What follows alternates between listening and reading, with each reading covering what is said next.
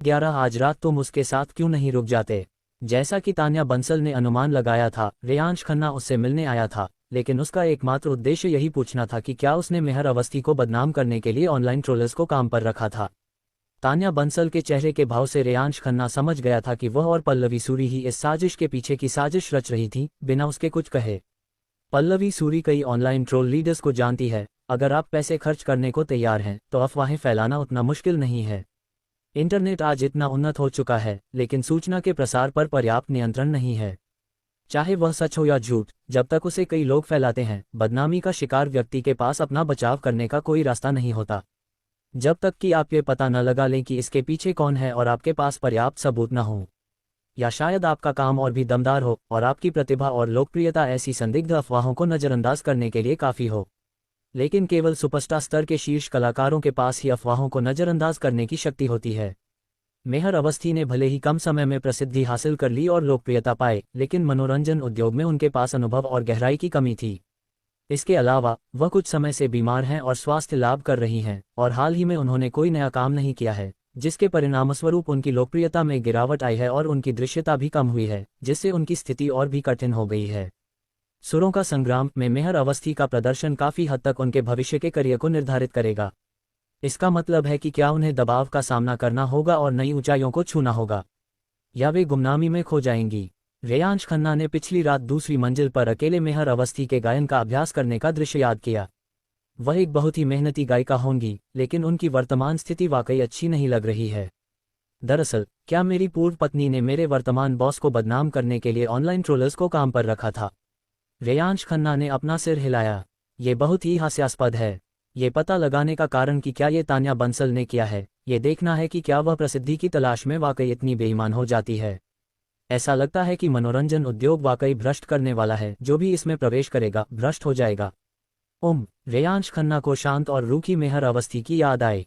क्या वह अपवाद है? लिफ्ट उस मंजिल पर पहुंची जहां रेयांश खन्ना और मेहर अवस्थी थे।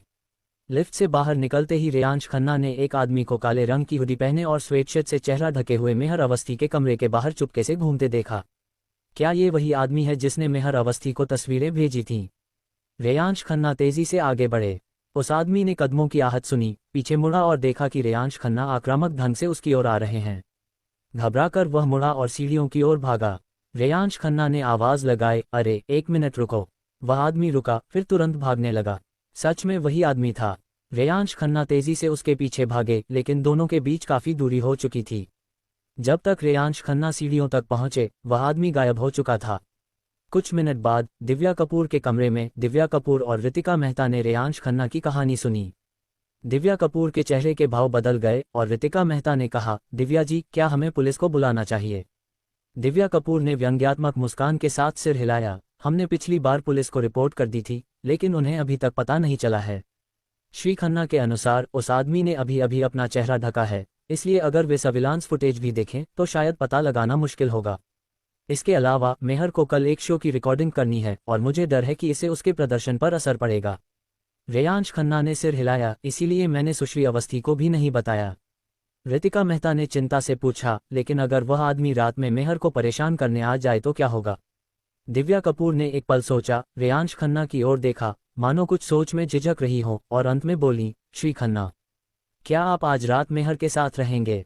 क्या? रेयांश खन्ना चौंक गए। इसका क्या मतलब था? हमारी निजी सहायक खुद को बेचती तो नहीं है? दिव्या कपूर को एहसास हुआ कि उनके शब्द कुछ अस्पष्ट थे और उन्होंने तुरंत समझाया, मेरा मतलब है, कृपया आज रात मेहर के कमरे में रुके ताकि कुछ भी होने पर आप उसकी रक्षा कर सकें। रितिका मेहता ने बार बार सिर हिलाया, यह अच्छा विचार है। आखिर श्री खन्ना मेहर के निजी अंगरक्षक हैं। रेयांश खन्ना उन दोनों को देखते हुए कुछ अवाक रह गए। पिछली रात मेहर अवस्थी के घर पर वह और मेहर अवस्थी क्रमशः पहली और दूसरी मंजिल पर रुके थे और एक ही कमरे में नहीं थे, इसलिए कोई समस्या नहीं होनी चाहिए थी। लेकिन हम अभी एक होटल में हैं और कमरा इतना छोटा है। आप मुझसे और मेहर अवस्थी से पूरी रात अकेले साथ बिताने के लिए कह रही हैं। आप दोनों वाकई बहुत लापरवाह हैं। दिव्या कपूर को शायद उनकी सोच समझ आ गई थी और उन्होंने बड़े विश्वास के साथ कहा, श्री खन्ना, मुझे आपके चरित्र पर भरोसा है। मेहर कभी पुरुषों से बात नहीं करती, लेकिन वह आपको अपने घर में रुकने देने को तैयार है, जो दर्शाता है कि आप एक बहुत ही सज्जन व्यक्ति हैं।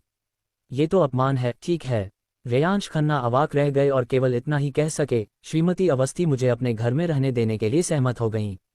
लेकिन हो सकता है कि वह मेरे साथ एक ही कमरे में रहने के लिए राजी न हो, है ना? दिव्या कपूर खड़ी हो गईं। मैं अभी जाकर उन्हें बता देती हूँ, आप जरा रुकिए। थोड़ी देर बाद दिव्या कपूर लौटी और रेयांश खन्ना को देखकर मुस्कुराई। मेहर मान गई। लगता है उसे आप पर पूरा भरोसा है। रेयांश खन्ना और भी ज्यादा हैरान हो गए। हमने सिर्फ एक दिन साथ बिताया है, वो मुझ पर इतनी आसानी से कैसे भरोसा कर सकती है? हम कुछ नहीं कर सकते क्योंकि बॉस ने बोल दिया है। हमारे पास मानने के अलावा कोई चारा नहीं है। जब तक आप रात में अपना ध्यान रखेंगे आपको कोई नुकसान नहीं होगा। रात के खाने के बाद लगभग 7 बजे दिव्या कपूर और रितिका मेहता के कहने पर रेयांश खन्ना एक रजाई और तकिया लेकर मेहर अवस्थी के दरवाजे पर गए और दस्तक दी। कौन? अंदर से एक ठंडी, कुछ कमजोर सी आवाज आई। रेयांश खन्ना ने कहा, श्रीमती अवस्थी, मैं हूं। दरवाजा आधा खुला, जिससे एक बेहद खूबसूरत चेहरा दिखाई दिया जो थोड़ा पीला लग रहा था। रेयांश खन्ना के हाथों में कंबल और तकिया देखकर मेहर अवस्थी थोड़ी चौंक गईं। उनके गाल थोड़े लाल हो गए, लेकिन फिर भी उन्होंने दरवाजा खोला और रेयांश खन्ना को कमरे में आने दिया। रेयांश खन्ना मेहर अवस्थी के कमरे में दाखिल हुए और चारों ओर देखा। कमरा उनके अपने कमरे से थोड़ा बड़ा था, घर के लिविंग रूम जैसा, जिसमें सोफा और टीवी था। कमरे में इकलौता बिस्तर सोफे से थोड़ी दूरी पर था, जिसके बीच में एक पर्दा लगा था। उसे खींचकर बिस्तर को ढकने से एक छोटा सा शयनकक्ष बन जाता था। मेहर अवस्थी के कमरे का लेआउट देखकर रेयांश खन्ना ने राहत की सांस ली। कम से कम इस तरह, एक सामान्य कमरे की तरह, दोनों बिस्तर इतने पास पास नहीं होंगे, जो कि असुविधाजनक होता। हालांकि लगता है आज रात मुझे सोफे पर ही सोना पड़ेगा। रेयांश खन्ना ने कुछ नहीं कहा। वह एक सहायक थे जो 24 घंटे उनके साथ रहते थे। अपने बॉस की सुरक्षा के लिए सोफे पर सोना उसकी नौकरी का हिस्सा था, जो कि सामान्य बात थी। उसने कंबल और तकिया सोफे तक लाकर रखा और फिर मेहर अवस्थी की ओर मुड़कर कहा, श्रीमती अवस्थी, आपको मेरी चिंता करने की जरूरत नहीं है, आपको आराम करना चाहिए। बोलते ही उसे एहसास हुआ कि उसने कुछ बेवकूफ़ी भरी बात कह दी है। इस समय मेहर अवस्थी ने वही स्पोर्ट्सवियर और जीन्स पहनी हुई थी जो उसने दिन में पहनी थी, और जाहिर है उसने अभी तक नहाया नहीं था। भला कोई ऐसे कैसे आराम कर सकता है? मेहर अवस्थी ने अपनी साफ आंखों से उसकी ओर देखा, मानो थोड़ी बेचैन हो। उसने अपने कपड़ों का किनारा पकड़ा और फुसफुसाते हुए कहा, मैं नहाना चाहती हूँ। अच्छा ठीक है, तो जाओ नहा लो। रेयांश खन्ना के बोलते ही उसे लगा कि कुछ गड़बड़ है। ऐसा लग रहा था जैसे कोई जोड़ा होटल के कमरे में जा रहा हो। उस आदमी ने महिला से कहा कि दावत से पहले वह नहा ले। मेहर अवस्थी के विचार इतने जटिल नहीं थे। उन्होंने सिर हिलाया, अपने पजामा उठाए और बाथरूम की ओर चल पड़ी। 2 कदम चलने के बाद वह रेयांश खन्ना की ओर मुड़ी और बोली, श्री खन्ना, धन्यवाद। रेयांश खन्ना चौंक गए। किस बात के लिए धन्यवाद? मेहर अवस्थी ने धीरे से अपने होंठ दबाए, कल रात जो हुआ उसके बारे में दिव्या जी और रितिका को न बताने के लिए धन्यवाद। इतना कहकर वह मुड़ी और बाथरूम में चली गईं, रेयांश खन्ना को थोड़ा अचंभित छोड़कर। अध्याय 12 नकली लड़की की वापसी। मेहर अवस्थी बेडरूम में गईं, दरवाजा बंद किया, अंदर से ताला लगाया, कई बार यह सुनिश्चित करने के लिए जांच की कि वह बंद है, और फिर लाइट बंद कर दी, केवल बाहर के गलियारे की रोशनी को छोड़कर। चूंकि होटल का बाथरूम मोटे कांच का बना है, हालांकि यह पारदर्शी नहीं है। अगर बाथरूम के अंदर रोशनी बहुत तेज हो तो बाहर से धुंधली परछाई दिखाई दे सकती है। मेहर अवस्थी ने अपने पजामा एक तरफ रख दिए और नहाने के लिए कपड़े उतारने ही वाली थी कि अचानक बाथरूम के दरवाजे पर दस्तक हुई। वह तुरंत घबरा गईं और ठंडे स्वर में बोली, क्या बात है? बाहर खड़े रेयांश खन्ना ने कहा, श्रीमती अवस्थी, आप अभी पूरी तरह ठीक नहीं हुई हैं, इसलिए कृपया अभी स्नान न करें ताकि आगे कोई अप्रिय घटना न हो। मेहर अवस्थी चौंक गईं और उन्हें पिछली रात का वह दृश्य याद आ गया जब उन्होंने उन्हें बाथटब में नग्न देखा था। उनका चेहरा लाल हो गया और उन्होंने अपने होंठ काट लिए। उनकी आवाज़ और भी ठंडी हो गई, शर्म और गुस्से से भरी हुई। बाथरूम के दरवाजे पर खड़े रेयांश खन्ना ने भी मेहर अवस्थी की मनोदशा को भांप लिया। उन्होंने सिर हिलाया, मुस्कुराए और सोफे पर बैठ गए। उनका इरादा अच्छा था। वह मेहर अवस्थी के चेहरे से समझ गए थे कि वह अभी भी कुछ कमजोर हैं, और उन्हें नहीं पता था कि उन्हें पहले क्या बीमारी थी। इस शारीरिक हालत में भी, नहाने के बाद भी वो बेहोश हो जाती थी। फिर भी वो एक कार्यक्रम रिकॉर्ड करने के लिए रंगपुर तक का सफ़र तय करके आईं। सेलिब्रिटीज़ देखने में ग्लैमरस लग सकती हैं, लेकिन असल में वे बहुत मेहनत करती हैं। तभी बाथरूम से पानी की आवाज़ आई। ज़रूर शावर के पानी के फर्श पर गिरने की आवाज़ रही होगी। शांत कमरे में पानी की आवाज़ कुछ अचानक सी लगी, जिससे मन हुआ कि बाथरूम में झांक कर देखे। रेयांश खन्ना दूसरों को नहाते हुए देखने वाले टाइप के नहीं थे, और वैसे भी अगर वो देखना भी चाहते तो उन्हें सिर्फ धुंधली सी आकृति ही दिखती, जो ज़्यादा दिलचस्प नहीं होती। उन्होंने बस अपना फ़ोन निकाला, एक आम वेबसाइट खोली और कसूर मेरा नहीं का डेटा देखा। अंदर जाते ही मुझे ऊपर दाएं कोने में एक लाल रंग का 999 जोड़ मैसेज आइकन दिखा। वाह, कितनी जानकारी उपलब्ध है। क्या ये गाना शौकिया वीडियो प्लेटफॉर्म पर लोकप्रिय हुआ? रेयांश खन्ना ने अपना पर्सनल सेंटर खोलने के लिए क्लिक किया और उन्हें लाइक्स, टिप्स और कमेंट्स की एक लंबी लिस्ट दिखाई दी। उन्होंने काफ़ी देर तक स्क्रॉल किया लेकिन सभी को पढ़ नहीं पाए। ज़्यादातर कमेंट्स में गाने की तारीफ की गई थी और उनके गायन को बहुत उदासी भरा बताया गया था। साथ ही दर्जनों इनसाइट नोटिफिकेशन भी थे। बधाई हो, आपका काम दिल टूटे लोगों को उदास करने वाला ओरिजिनल गाना ऐप के होम पेज पर दिखाया गया है। ये नोटिफिकेशन उन्हें आज सुबह मिला था। उस समय वे हवाई जहाज में थे, इसलिए उन्होंने इसे नहीं देखा। और भी नोटिफिकेशन आए, आपका काम 5000 बार देखा गया है, बधाई हो। आपका काम 30,000 बार देखा गया है, बधाई हो। आपका काम 100,000 बार देखा गया है, बधाई हो। आपको 1000 कहानी कॉइन्स का इनाम मिला है। आपको 10,000 कहानी कॉइन्स का इनाम मिला है। टिप देने के लिए सैकड़ों नोटिफिकेशन मैसेज आए, जिनमें 10,000 पॉइंट्स की टिप भी शामिल थी। एक युआन 100 कहानी कॉइन्स के बराबर होता है, इसलिए 10,000 पॉइंट 100 युआन होते हैं। लेखक और वेबसाइट ने पैसे को 50/50 बांटा, यानी लेखक को 50 युआन मिले। इस समय रेयांश खन्ना ने कसूर मेरा नहीं के डेटा की जांच की। दान राशि लाखों आरएमबी तक पहुंच चुकी थी, जिसका मतलब था कि दान और प्लेटफॉर्म के राजस्व बंटवारे के बाद उन्होंने उस दिन 2000 आरएमबी से अधिक कमा लिए थे। इससे भी महत्वपूर्ण बात यह है कि व्यूज़ की संख्या 100,000 से अधिक हो चुकी है और इस गति से यह शायद जल्द ही 10 लाख व्यूज़ तक पहुंच जाएगी। 10 लाख व्यूज़ का मतलब है कि वीडियो लोकप्रिय हो गया है, कम से कम कहानी बॉक्स पर तो ज़रूर। 20,000 से ज़्यादा लाइक्स, कई हज़ार फेवरेट्स और 30,000 से ज़्यादा फॉलोअर्स के साथ वो संगीत जगत में पहले से ही काफ़ी मशहूर हो चुके हैं। इतना ही नहीं, ये उपलब्धि उन्होंने महज एक दिन में हासिल की। कुछ शौकिया कलाकारों को छोड़कर बहुत कम गानों को इतनी तेज़ी से लोकप्रियता मिली है। हालांकि रेयांश खन्ना शांत रहे। पुराने गानों का इस्तेमाल करके शौकिया समुदाय में छा जाना कोई बड़ी बात नहीं थी। उन्हें अभी बड़ा स्टार बनने और मुख्यधारा में आने में काफ़ी समय लगेगा। अब समय बहुत कम है, देखते हैं क्या होता है। इसी समय बाथरूम में पानी की आवाज़ बंद हो गई और कुछ मिनट बाद बाथरूम का दरवाज़ा खुला और मेहर अवस्थी बाहर आईं। उन्होंने लंबी आस्तीन और लंबी टांगों वाली नाइट गाउन पहनी हुई थी, जो सिर से पैर तक पूरी तरह ढकी हुई थी। तौलिए से बाल सुखाते हुए उन्होंने रेयांश खन्ना से कहा, मेरा नहाना हो गया, अब आप जा सकते हैं। रेयांश खन्ना ने कहा, कोई ज़रूरत नहीं, मैं अपने कमरे में नहा चुका हूँ। मेहर अवस्थी एक पल के लिए रुकी, फिर बोली, ओह, और वह अपने बालों को हेयर ड्रायर से सुखाने के लिए वापस बाथरूम में चली गई। रेयांश खन्ना का चेहरा अजीब सा था।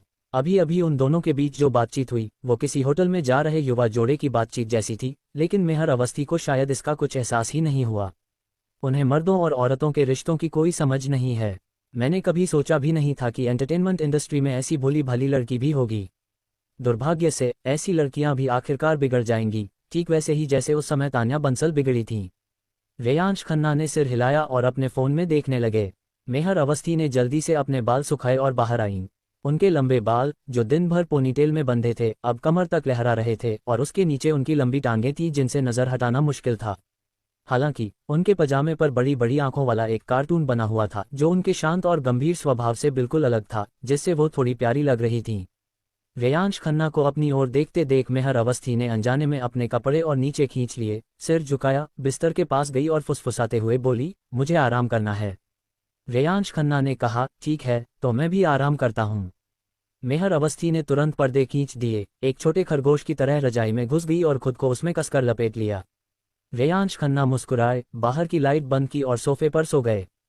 कमरा अंधेरे और सन्नाटे में डूब गया। खिड़की के बाहर से बस कभी कभार गाड़ियों के गुजरने की आवाज़ आ रही थी। रेयांश खन्ना के फ़ोन में वाइब्रेशन हुई। उन्होंने फ़ोन उठाया और कहानी बॉक्स से एक प्राइवेट मैसेज देखा। ये फिर से अन्विका सूद नाम की उस नकली लड़की का मैसेज था। क्या इस गाने के ओरिजिनल स्कोर में पियानो और बांसुरी भी थी? रेयांश खन्ना को हंसी आ गई। हालांकि यह अन्विका सूद एक नकली लड़की थी, लेकिन मानना पड़ेगा कि उसमें कुछ संगीत प्रतिभा तो थी। गिटार बजाने और गाने से ही वह कसूर मेरा नहीं के संगीत में इस्तेमाल होने वाले असली वाद्ययंत्रों को पहचान सकती थी। उसने जवाब दिया, जी हाँ, तुम्हें कैसे पता चला? हम सब संगीत प्रेमी हैं, इसलिए चाहे वह असली लड़की हो या नहीं, संगीत के बारे में बात करना ठीक है। अन्विका सूद, मैंने दिन में हवाई जहाज में चुपचाप इसे गाने की कोशिश की और मुझे लगा कि असली संगीत इतना सरल नहीं होगा। राग साहिल, सिर्फ मन में एक बार गाकर ही तुम पियानो और बांसुरी का पता लगा सकती हो। तुम तो काफ़ी कुशल हो। अन्विका सूद, मैं अक्सर स्टेज पर गाती हूँ। राग साहिल, क्या तुम गायिका हो? अन्विका सूद, हाँ। रेयांश खन्ना ने अन्विका सूद की प्रोफाइल पिक्चर पर क्लिक किया और पाया कि उसने कोई रचना पोस्ट नहीं की थी। फिर उसने पूछा, तो फिर आपने शौकिया वीडियो साइटों पर कोई गायन वीडियो क्यों नहीं पोस्ट किया है? उसी क्षण पर्दे से अलग किए गए बिस्तर पर मेहर अवस्थी, जो चुपके से कंबल के नीचे अपना फोन देख रही थी, ने राग साहिल का भेजा हुआ प्रश्न देखा। उसने अपनी पतली उंगलियों से कुछ बार टैप किया और जवाब दिया, असुविधाजनक। उसकी गायन की आवाज़ तुरंत पहचानी जा सकती है। दूसरी तरफ से तुरंत जवाब आया, असुविधाजनक क्यों? क्या आप पेशेवर गायिका हैं? मेहर अवस्थी ने अपने होंठ हल्के से सिकुड़े। उस व्यक्ति का अनुमान काफ़ी सटीक था। उसने टाइप करके जवाब दिया, हाँ, मुझे पहचाने जाने का डर है। दूसरे व्यक्ति ने जवाब दिया, सिर्फ इसलिए कि मैंने तुम्हें मोटा कहा, तुम घमंडी हो रही हो, हा हा हा। तुम सीधे सीधे कह दो कि तुम एक बड़ी स्टार हो। मैं अब तुमसे बहस नहीं करने वाला, भाई। सोने जा रहा हूँ। मेहर अवस्थी ने उस लड़के के भेजे संदेश को झुंझलाहट के साथ देखते हुए पलकें झपकाईं। मुझे भाई कहना, इसका क्या मतलब है? मेहर अवस्थी ने एक प्रश्न चिन्ह भेजा, लेकिन सामने वाला व्यक्ति सो रहा था और उसने कोई जवाब नहीं दिया। मेहर अवस्थी ने अपने होंठ सिकुड़े, अपने ईयरफोन निकाले, उन्हें अपने फ़ोन में लगाया और राग साहिल का कसूर मेरा नहीं गाते हुए एक वीडियो चलाया जिसे उसने सेव कर रखा था। फिर उसने उसे चलाने के लिए क्लिक किया। शांत कमरे में मधुर धुनें और गायन मेरे कानों तक पहुंचे। शांत और सुंदर लड़की ने अपनी बाहों को समेटा, कंबल में सिमट गई और धीरे धीरे अपनी आंखें बंद कर लीं। अध्याय 13। मैं मेहर अवस्थी से कम नहीं हूँ। अगले दिन सुबह सुबह खट खट खट, रेयांश खन्ना और मेहर अवस्थी दरवाजे पर दस्तक से जाग गए। वे क्रमशः अपने बिस्तर और सोफे से उठ बैठे। रेयांश खन्ना चलकर गए और दरवाजा खोला। रितिका मेहता और दिव्या कपूर अंदर आईं। रितिका मेहता ने पर्दे के पीछे बिस्तर पर मेहर अवस्थी को देखा, जो मानो अभी अभी सोकर उठी हों। उन्हें देखकर आश्चर्य हुआ और वे बोलीं, मेहर, तुमने बहुत दिनों से इतनी अच्छी नींद नहीं ली है।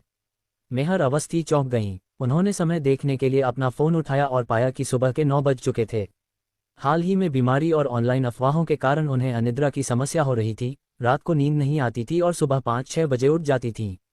वे अक्सर घर पर गाने का अभ्यास करने के लिए 6 बजे से पहले उठ जाती थीं और रितिका मेहता और दिव्या कपूर को हमेशा चिंता रहती थी कि अगर वह इसी तरह सोती रहीं तो उनका शरीर इसे सहन नहीं कर पाएगा। रितिका मेहता अक्सर कहती थीं कि काश मेहर सूरज उगने तक सो पातीं। अप्रत्याशित रूप से मेहर अवस्थी आज सचमुच 9 बजे तक सोईं, वह भी एक पुरुष के साथ कमरा साझा करते हुए। इस समय मेहर अवस्थी बिस्तर से उठ चुकी थीं। उन्होंने जल्दी से अपने लंबे बालों को बांधा, पर्दा हटाया और रितिका मेहता से कहा, आपने मुझे पहले फ़ोन क्यों नहीं किया? दिव्या कपूर ने कहा, हमें लगा कि आप पहले से ही जाग चुके हैं, इसलिए हम आपको जगाने नहीं आए। हमें उम्मीद नहीं थी। बोलते हुए उन्होंने एक बार फिर रेयांश खन्ना की ओर देखा और अचानक मुस्कुराईं। लगता है मिस्टर खन्ना को अपना सहायक नियुक्त करना सही फैसला था। रितिका मेहता ने मुस्कुराते हुए कहा, बिल्कुल सही, मिस्टर खन्ना के साथ मेहर को आखिरकार चैन की नींद मिल सकती है। मेहर अवस्थी ने रेयांश खन्ना की ओर देखा, कुछ नहीं कहा और सीधे बाथरूम में चली गईं।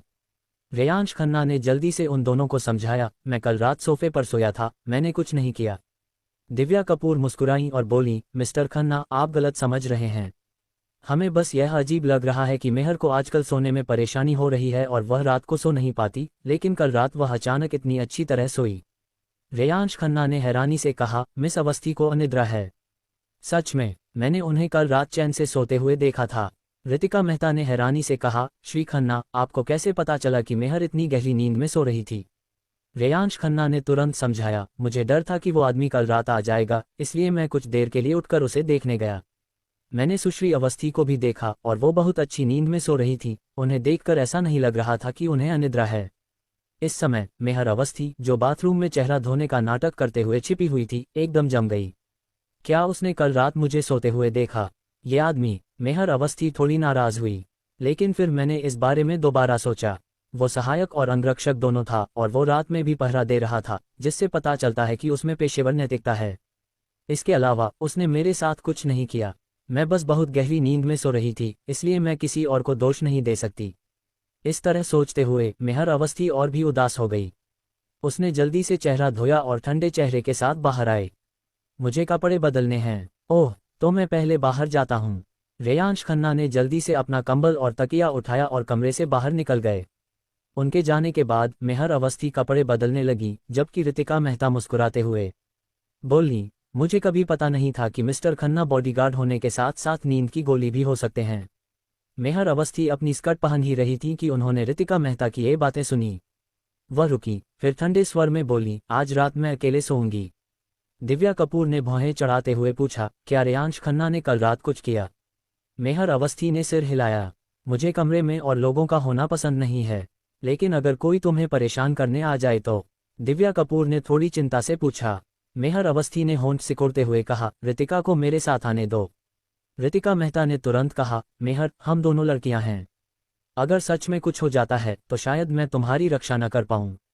मेहर अवस्थी ने उनकी तरफ देखते हुए कहा, अगर कुछ हुआ तो मैं तुम्हारी रक्षा करूंगी। इतना कहकर उन्होंने जल्दी से अपने कपड़े पहने और कमरे से बाहर निकल गईं। रितिका मेहता ने उत्सुकता से पूछा, दिव्या जी, मेहर को क्या हुआ है? दिव्या कपूर ने सिर हिलाया और उनके पीछे पीछे बाहर चली गईं। चलिए पहले स्टार सिटी टीवी चलते हैं और मेहर और बैंड को कुछ और बार साथ में अभ्यास करने देते हैं। आज सुरों का संग्राम के पहले एपिसोड की रिकॉर्डिंग है, जो मेहर अवस्थी के लिए बहुत महत्वपूर्ण है, जो कुछ समय के आराम के बाद वापसी कर रही हैं। खासकर अब जब इतने सारे लोग ऑनलाइन उनकी आलोचना कर रहे हैं और कह रहे हैं कि वह अब उतनी अच्छी नहीं रही। इस समय उन्हें अपनी गायकी से इस दावे को गलत साबित करना होगा। चारों जल्दी से स्टार सिटी टीवी नेटवर्क पहुंच गए। मेहर अवस्थी सबसे पहले ड्रेसिंग रूम में गईं। वह अपने परफॉर्मेंस के कपड़े लाई थीं और उन्हें बदलना था। उनका मेकअप करने के लिए एक मेकअप आर्टिस्ट भी मौजूद थी। रितिका मेहता और दिव्या कपूर उनके साथ गईं, लेकिन रेयांश खन्ना एक पुरुष होने के नाते नहीं जा सके, इसलिए वे ड्रेसिंग रूम के बाहर इंतजार करते रहे। यह एक गलियारा है जिसमें गायकों के लिए कई ड्रेसिंग रूम हैं। रेयांश खन्ना ने कई जाने माने गायकों को देखा, जिनमें 2 दिग्गज गायक भी शामिल थे जो बीते युग के दिग्गज गायकों के स्तर के थे। ये स्पष्ट है कि सूरों का संग्राम के इस सीजन में कोई कसर नहीं छोड़ी गई है, जिससे मेहर अवस्थी के लिए अच्छे परिणाम प्राप्त करना और भी मुश्किल हो गया है। रेयांश खन्ना सोच ही रहे थे कि उन्होंने तान्या बंसल को आते देखा। पल्लवी सूरी के अलावा उनके साथ 3 सहायक भी थीं। उनका दल मेहर अवस्थी के दल से भी कहीं अधिक प्रभावशाली था। तान्या बंसल ने भी रेयांश खन्ना को देखा, थोड़ी देर रुकी लेकिन कुछ नहीं कहा और धूप का चश्मा पहने हुए उनके पास से ऐसे गुजर गईं जैसे वे कोई अजनबी हों। लेकिन मन ही मन वे सोच रही थीं, क्या सच में ये मुझे देख रहे हैं? तो कल तो ये सिर्फ बेपरवाह होने का नाटक कर रहे थे। अपने सहायकों को विदा करने के बाद ड्रेसिंग रूम में प्रवेश करते हुए पल्लवी सूरी ने भौहें चढ़ाते हुए कहा, हम रेयांश खन्ना से फिर कैसे टकरा गए? तान्या बंसल ने सिर हिलाया और हंसते हुए कहा, वह बस मेरा ध्यान खींचना चाहता था। आह, वह अभी भी उतना ही बचकाना है। पल्लवी सूरी ने आगे कहा, छोड़ो, जब तक वह कुछ भी गलत नहीं कहता तब तक ठीक है। तान्या बंसल, परेशान मत हो। मैंने कल सुना था कि मेहर अवस्थी की आवाज़ अभी भी बहुत अच्छी नहीं है। आज तुम्हारे पास उसे हराने का अच्छा मौका है। सूरों का संग्राम के इस सीजन में 7 मेहमान हैं, 4 पुरुष और 3 महिलाएं। मेहर अवस्थी और तान्या बंसल के अलावा एक पूर्व पॉप गायिका भी हैं जो बढ़ती उम्र के कारण अब अर्ध सेवानिवृत्ति में हैं। अपनी स्थापित प्रतिष्ठा के साथ प्रोडक्शन टीम निश्चित रूप से फाइनल में पहुंचेगी। मेहर अवस्थी और तान्या बंसल की उम्र लगभग एक जैसी है और उनकी गायन शैली भी मिलती जुलती है, इसलिए पहले 2 एपिसोड में उनमें से किसी एक का बाहर होना तय है। अगर तान्या बंसल मेहर अवस्थी को हराकर आगे बढ़ पाती हैं तो उनकी लोकप्रियता और रुतबा स्वाभाविक रूप से बहुत बढ़ जाएगा। पहले चरण में सफल शुरुआत करना बेहद जरूरी है। तान्या बंसल का लक्ष्य स्पष्ट था, चाहे उनकी रैंकिंग कुछ भी हो, उन्हें सिर्फ मेहर अवस्थी को हराना था। पल्लवी सूरी की बात सुनकर तान्या बंसल की आंखों में चमक आ गई और उन्होंने जोर से सिर हिलाते हुए कहा, मुझे पूरा भरोसा है कि इस बार मैं उन्हें हरा दूंगी। अपने डेब्यू के बाद से 3 सालों तक वह मेहर अवस्थी की छाया में रही हैं और कंपनी में सबसे अच्छे टैलेंट हमेशा मेहर अवस्थी के पास ही रहे हैं। मेहर अवस्थी ने एक नवागंतुक से उभरते सितारे के रूप में प्रसिद्धि हासिल की, उन्हें प्यार और स्नेह से नवाजा गया। रैंकिंग में ऊपर चढ़ने के उनके अथक प्रयासों के बावजूद वह दूसरे दर्जे में ही अटकी हुई हैं।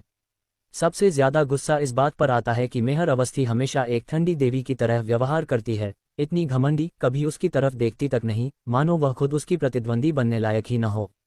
क्या हुआ अगर वह थोड़ी ज्यादा सुंदर है और उसके पैर लंबे हैं?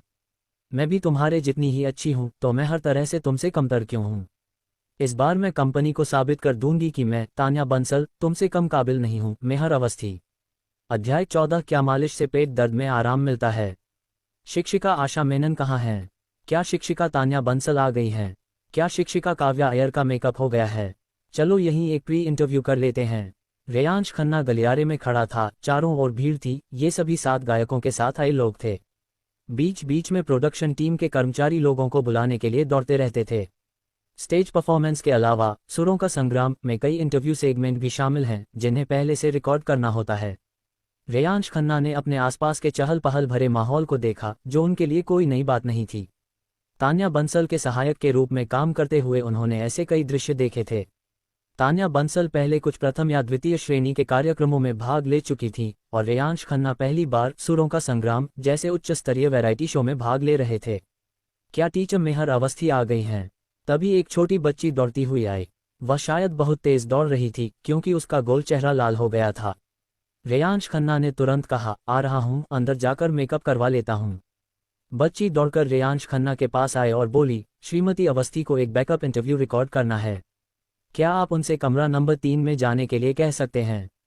रेयांश खन्ना ने सिर हिलाया, ड्रेसिंग रूम के दरवाजे तक गए जहां मेहर अवस्थी थीं। दरवाजा खटखटाया और अंदर मौजूद व्यक्ति से कहा, श्रीमती अवस्थी, प्रोडक्शन टीम चाहती है कि आप तुरंत स्टूडियो 3 में जाएं। 1 मिनट रुकिए। अंदर से रितिका मेहता की थोड़ी घबराई हुई आवाज आई। तभी ड्रेसिंग रूम का दरवाजा थोड़ा सा खुला और रितिका मेहता का गोल चेहरा दिखाई दिया। रेयांश खन्ना और उनके बगल में खड़ी युवती को देखकर रितिका मेहता ने उस महिला से माफी मांगते हुए कहा, सहायक नूपुर, मेहर की तबीयत ठीक नहीं है, क्या आप थोड़ी देर रुक सकती हैं? सहायक नूपुर ने सिर हिलाया। तो मैं जाकर निर्देशक समीर वोहरा से कह देती हूं कि बाकी शिक्षकों को पहले साक्षात्कार की तैयारी करने दें। क्या आप श्रीमती अवस्थी से जल्दी आने के लिए कह सकती हैं? सहायक नूपुर जल्दी में चली गईं और रेयांश खन्ना ने रितिका मेहता से पूछा, क्या हुआ? रितिका मेहता ने बाहर झांककर चारों ओर देखा, फिर रेयांश खन्ना का हाथ पकड़कर उन्हें ड्रेसिंग रूम में खींच ले गईं। अरे, गोलमटोल लड़की काफी मजबूत थी। रेयांश खन्ना के कुछ प्रतिक्रिया देने से पहले ही वह उन्हें अंदर खींच लाईं। उस समय ड्रेसिंग रूम में केवल रितिका मेहता और दिव्या कपूर ही थीं। मेकअप आर्टिस्ट जा चुकी थीं। रेयांश खन्ना ने मेहर अवस्थी को कुर्सी पर बैठे देखा। उनका शरीर थोड़ा झुका हुआ था, भौहें सिकुड़ी हुई थीं और माथे पर पसीने की कुछ बूंदें थीं। क्या हुआ? रेयांश खन्ना ने झट से पूछा। मेहर की पुरानी समस्या फिर से उभर आई है। रितिका मेहता ने कुछ कहा, फिर जल्दी से जाकर अपने बैग से दवाइयों का डिब्बा निकाला, गर्म पानी डाला और कप और 2 गोलियां मेहर अवस्थी को दे दीं। लेकिन मेहर अवस्थी ने सिर हिला दिया। दर्द में होने और चेहरा पीला पड़ने के बावजूद उन्होंने दवा लेने से इनकार कर दिया। दिव्या कपूर इतनी परेशान थीं कि बार बार पैर पटक रही थीं। मेहर, डॉक्टर ने कहा है कि तुम्हें दवा लेनी होगी। अगर नहीं ले सकती तो आज रिकॉर्डिंग मत करो, पहले अस्पताल चलते हैं। मेहर अवस्थी का चेहरा पीला पड़ गया था, उनका पतला हाथ पेट पर था, उनकी आवाज कांप रही थी। नहीं, मैं नहीं जा रही।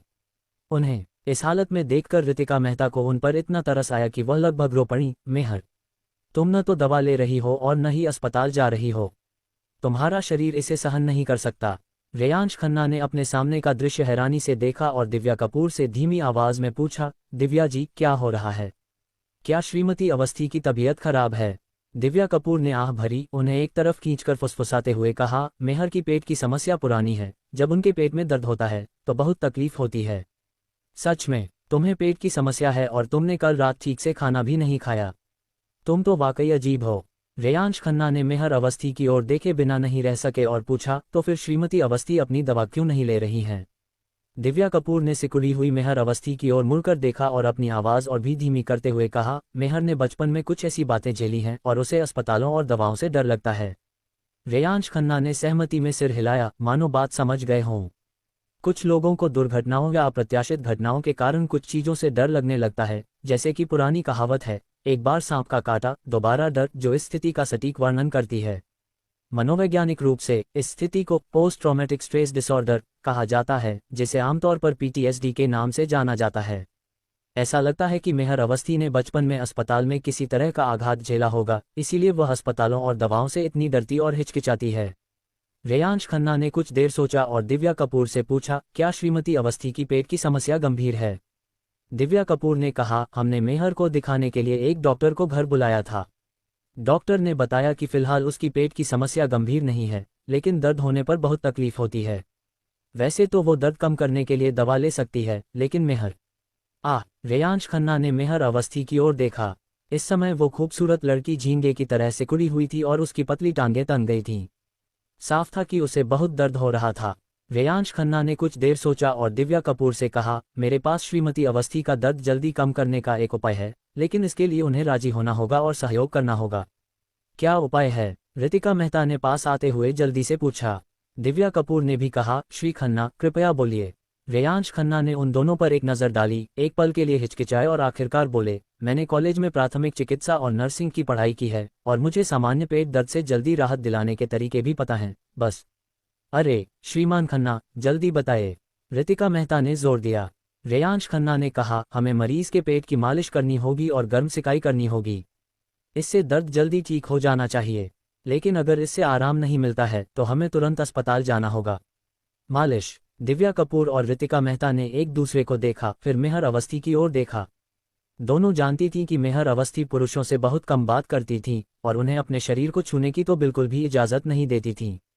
इसके अलावा छाती और पेट के निचले हिस्से के बीच स्थित पेट का क्षेत्र महिलाओं के लिए एक संवेदनशील क्षेत्र होता है और किसी पुरुष द्वारा उस क्षेत्र की हाथों से मालिश करना अनुचित माना जाता है।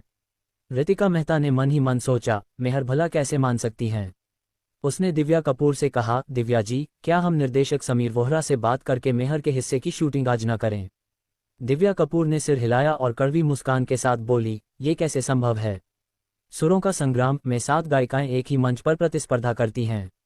हालांकि वे बारी बारी से प्रस्तुति देती हैं, लेकिन कई शॉट्स में 7 गायिकाओं को एक साथ दिखना जरूरी होता है। ऐसे में बाकी 6 गायिकाएं पहले और मेहर अवस्थी बाद में कैसे रिकॉर्ड कर सकती थीं।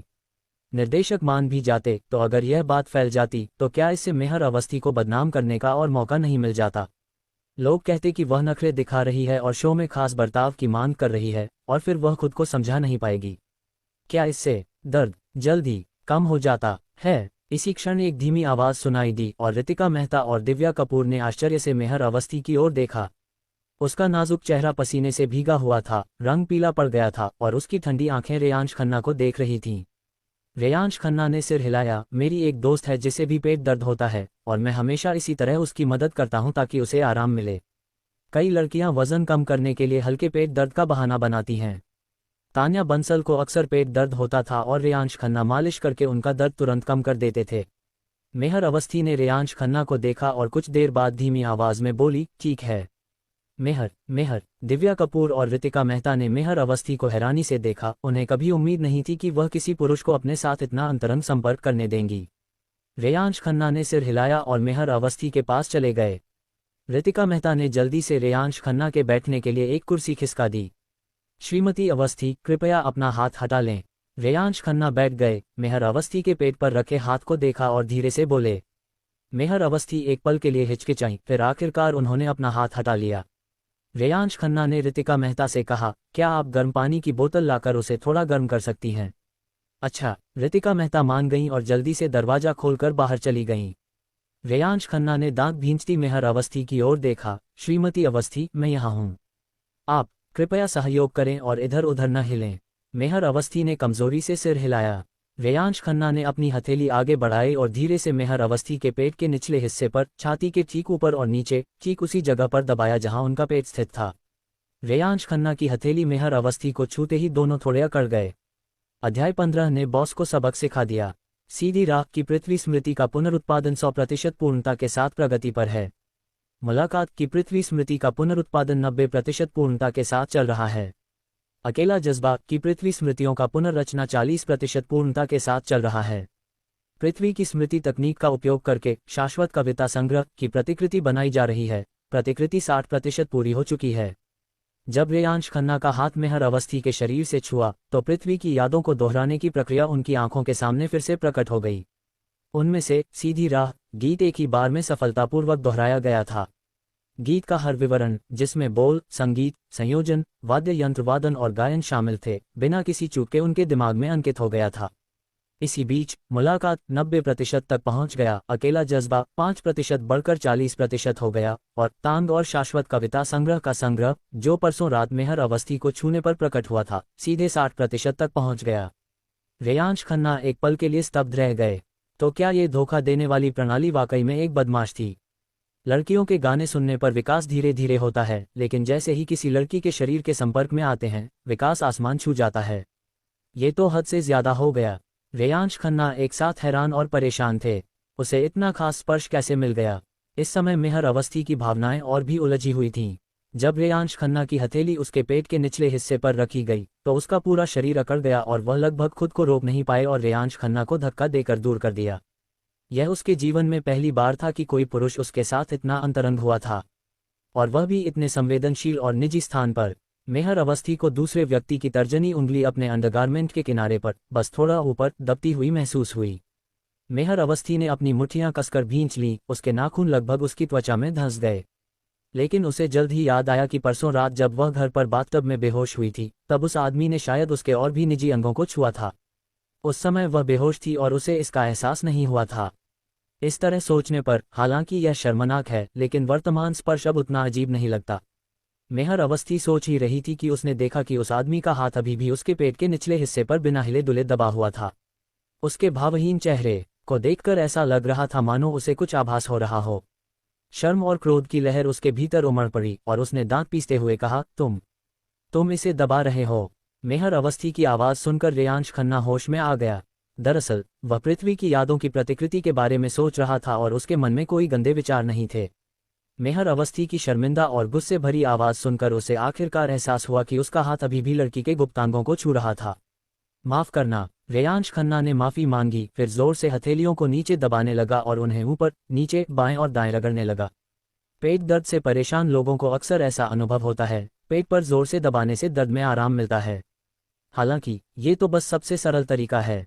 रेयांश खन्ना ने इस तरह की नर्सिंग का अध्ययन किया था और अपनी पूर्व पत्नी तान्या बंसल पर इसका अभ्यास भी किया था। वह जानते थे कि जोर से दबाने के अलावा उन्हें घड़ी की दिशा में मालिश भी करनी होती है और फिर पेट दर्द से जल्दी राहत पाने के लिए गर्म सेक लगाना होता है। हालांकि रेयांश खन्ना की अचानक की हरकत से मेहर अवस्थी चौंक गईं और सहज ही चीख पड़ीं। तभी रितिका मेहता गर्म पानी की बोतल लेकर लौटीं। जैसे ही उन्होंने दरवाजा बंद किया, उन्हें मेहर अवस्थी की आवाज़ सुनाई दी और सहायक के हाथ से गर्म पानी की बोतल लगभग गिर ही गई। वह मेहर को हैरानी से देखती रहीं, जिनके पेट के निचले हिस्से की मालिश श्री खन्ना कर रहे थे। मेहर की कराह, जो किसी की भी हड्डियां पिघला सकती थी, अभी भी उनके दिमाग में गूंज रही थी और उनके गाल बिना किसी कारण के लाल हो गए थे। रितिका मेहता ने दिव्या कपूर से फुसफुसाकर पूछा, दिव्या जी, क्या मेहर को आराम मिल रहा है या दर्द हो रहा है? दिव्या कपूर ने उसे घूरते हुए कहा, क्या सोच रही हो? बकवास मत करो। ओह, रितिका मेहता ने जीभ बाहर निकाल ली और बोलने की हिम्मत नहीं की। मेहर अवस्थी के गाल लाल हो गए थे।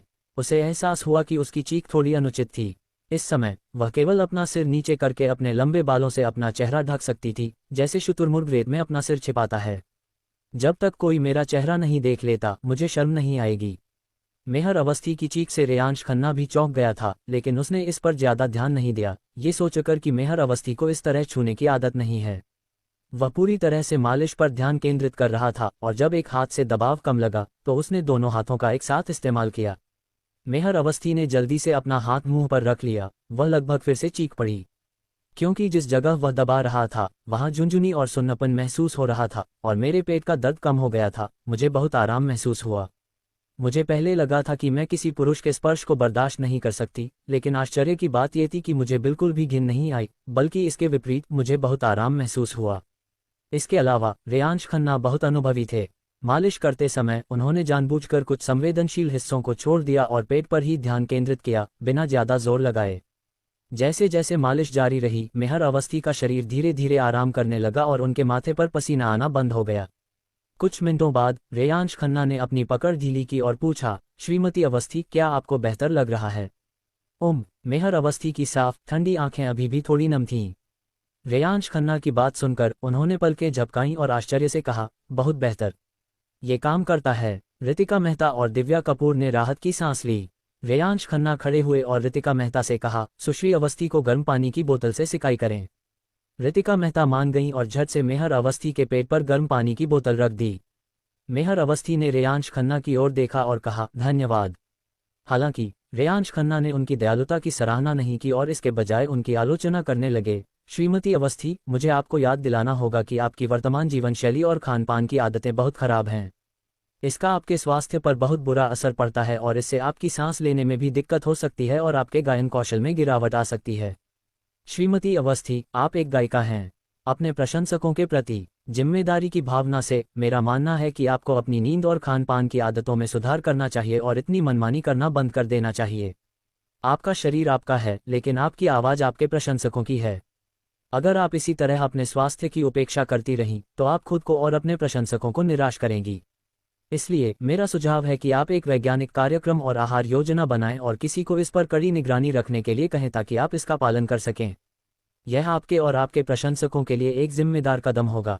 रेयांश खन्ना ने ये बातें यूं ही नहीं कही थीं। पिछले 2 दिनों से मेहर अवस्थी के साथ समय बिताने के बाद रेयांश खन्ना को उनकी यह कमी नजर आई।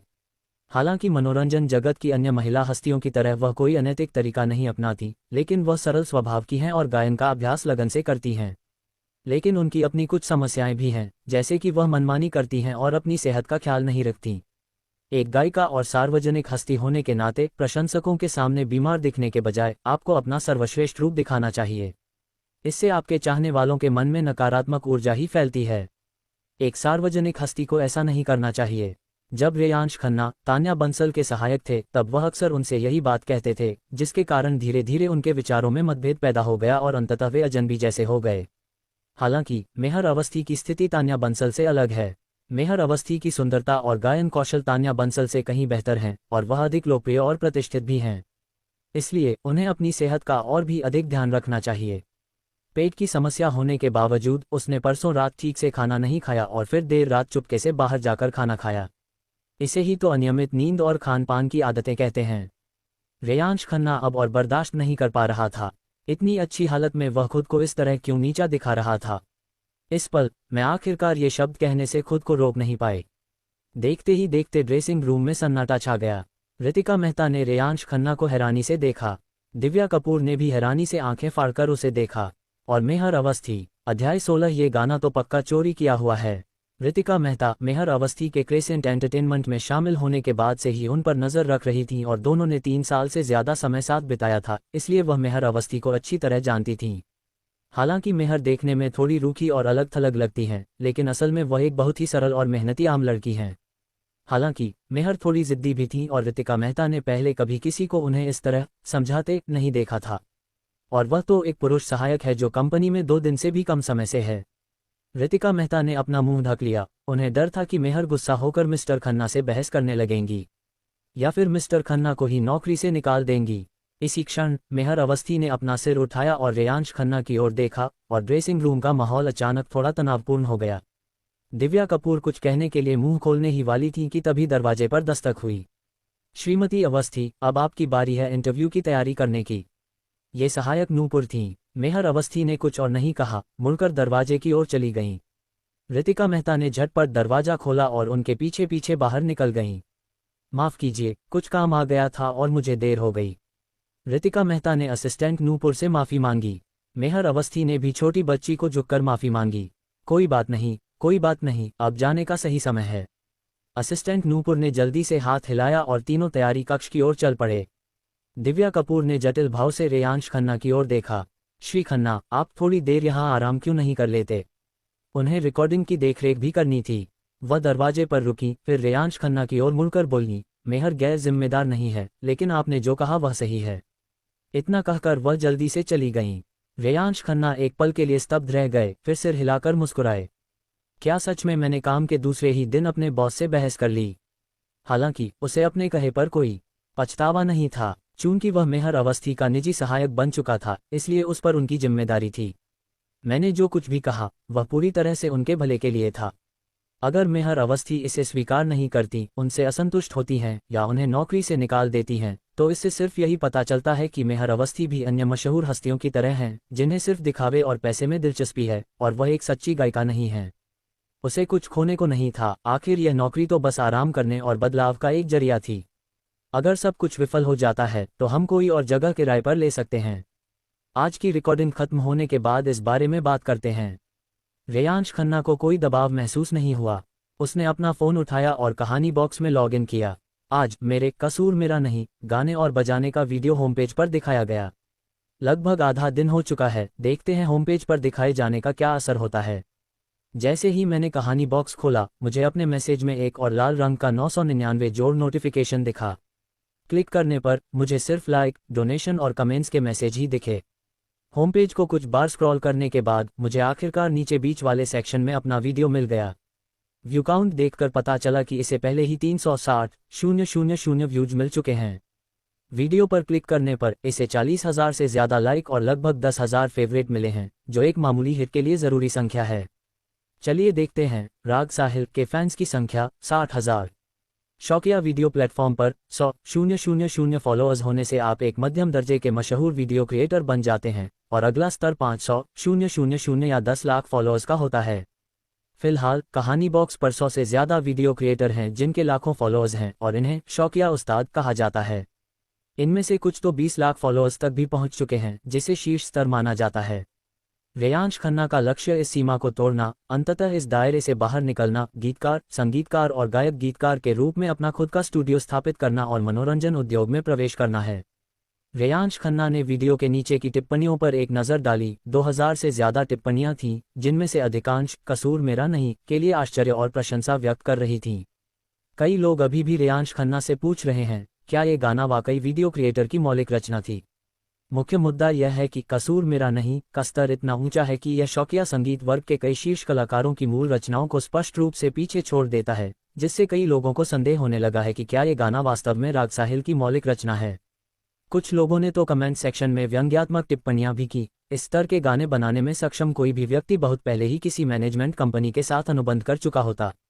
ये लोग अभी भी शौकिया स्तर पर क्यों घूम रहे हैं? ये शायद नकल कर रहे हैं। वीडियो निर्माता, कुछ तो कहो, क्या ये तुम्हारी मौलिक रचना थी? मुझे ऐसा क्यों लग रहा है कि मैंने ऐसी ही धुन पहले कहीं सुनी है। क्या यह इधर उधर से कॉपी किए गए टुकड़ों को जोड़कर बनाया गया फ्रैंकेनस्टीन का राक्षस है? आजकल लोगों को मशहूर होने में बिल्कुल भी शर्म नहीं आती।